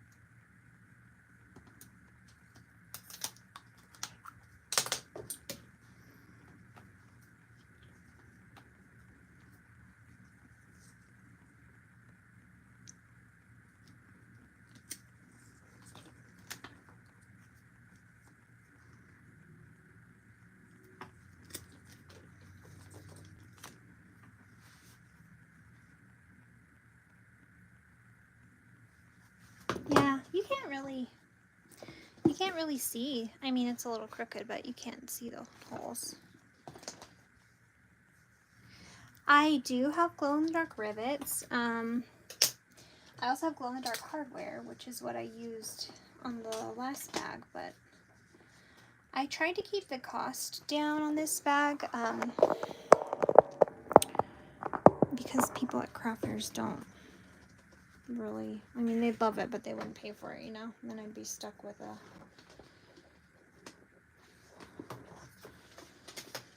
bag.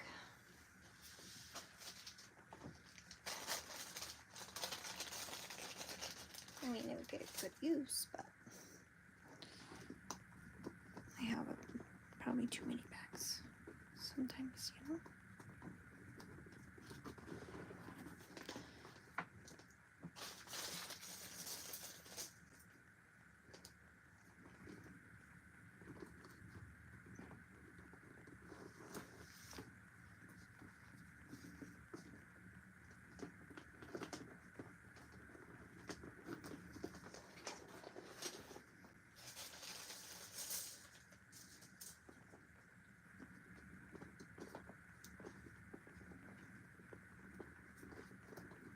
Okay, there we go. One set done. And I'll just show you it on my body for reference.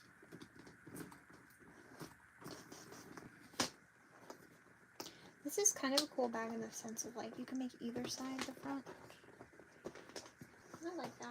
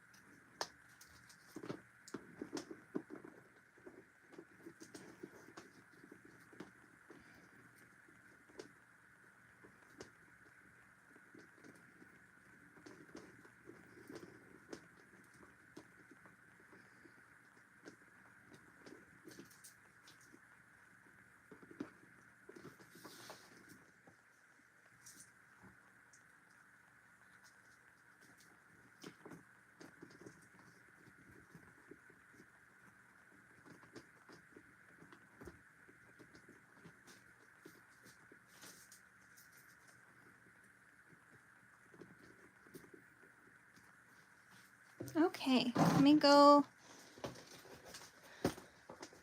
set these rivets.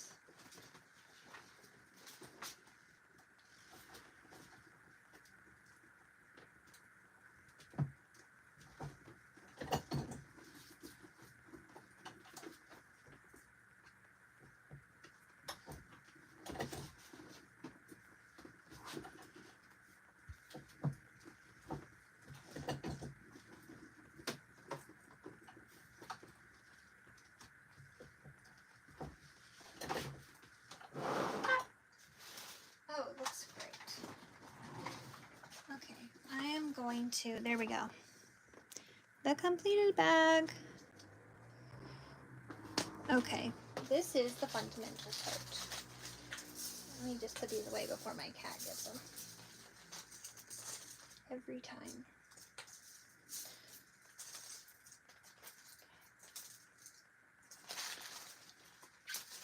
And then I can show you my cool shirt. Okay, I'm gonna move ya. 1 sec.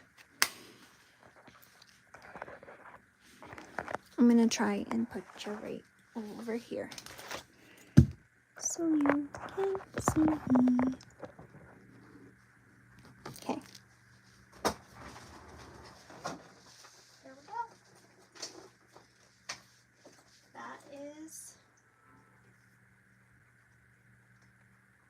completed bag.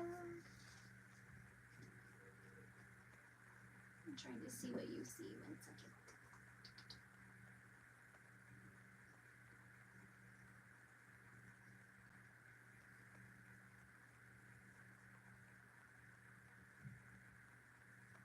There we go. Now I can see what you're looking at. So, this is the fundamental tote. It was an adventure, like always. She is so cute. And she glows. Okay, here's it over my shoulder. And I am 5'8", 177-ish. So, let's see what the other side. I kind of like having the bag tag on one side and then like a fun embroidery on the other.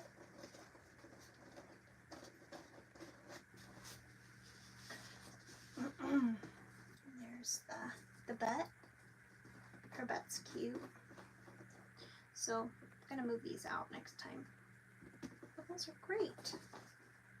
Let's see the interior.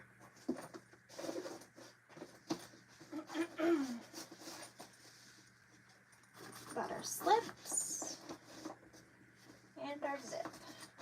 Perfect. And you can get these shirts at SME. So that's all I got. Thanks, Leslie. Thanks, Hazel. Oh yeah, it glows in the dark. It's pretty. I can do it one more time. Let's get it going one more time.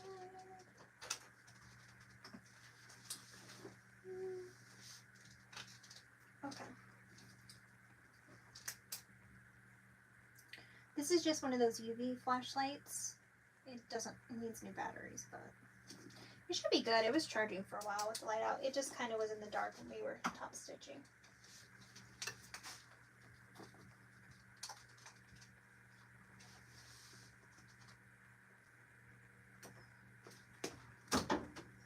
Shut my door, please.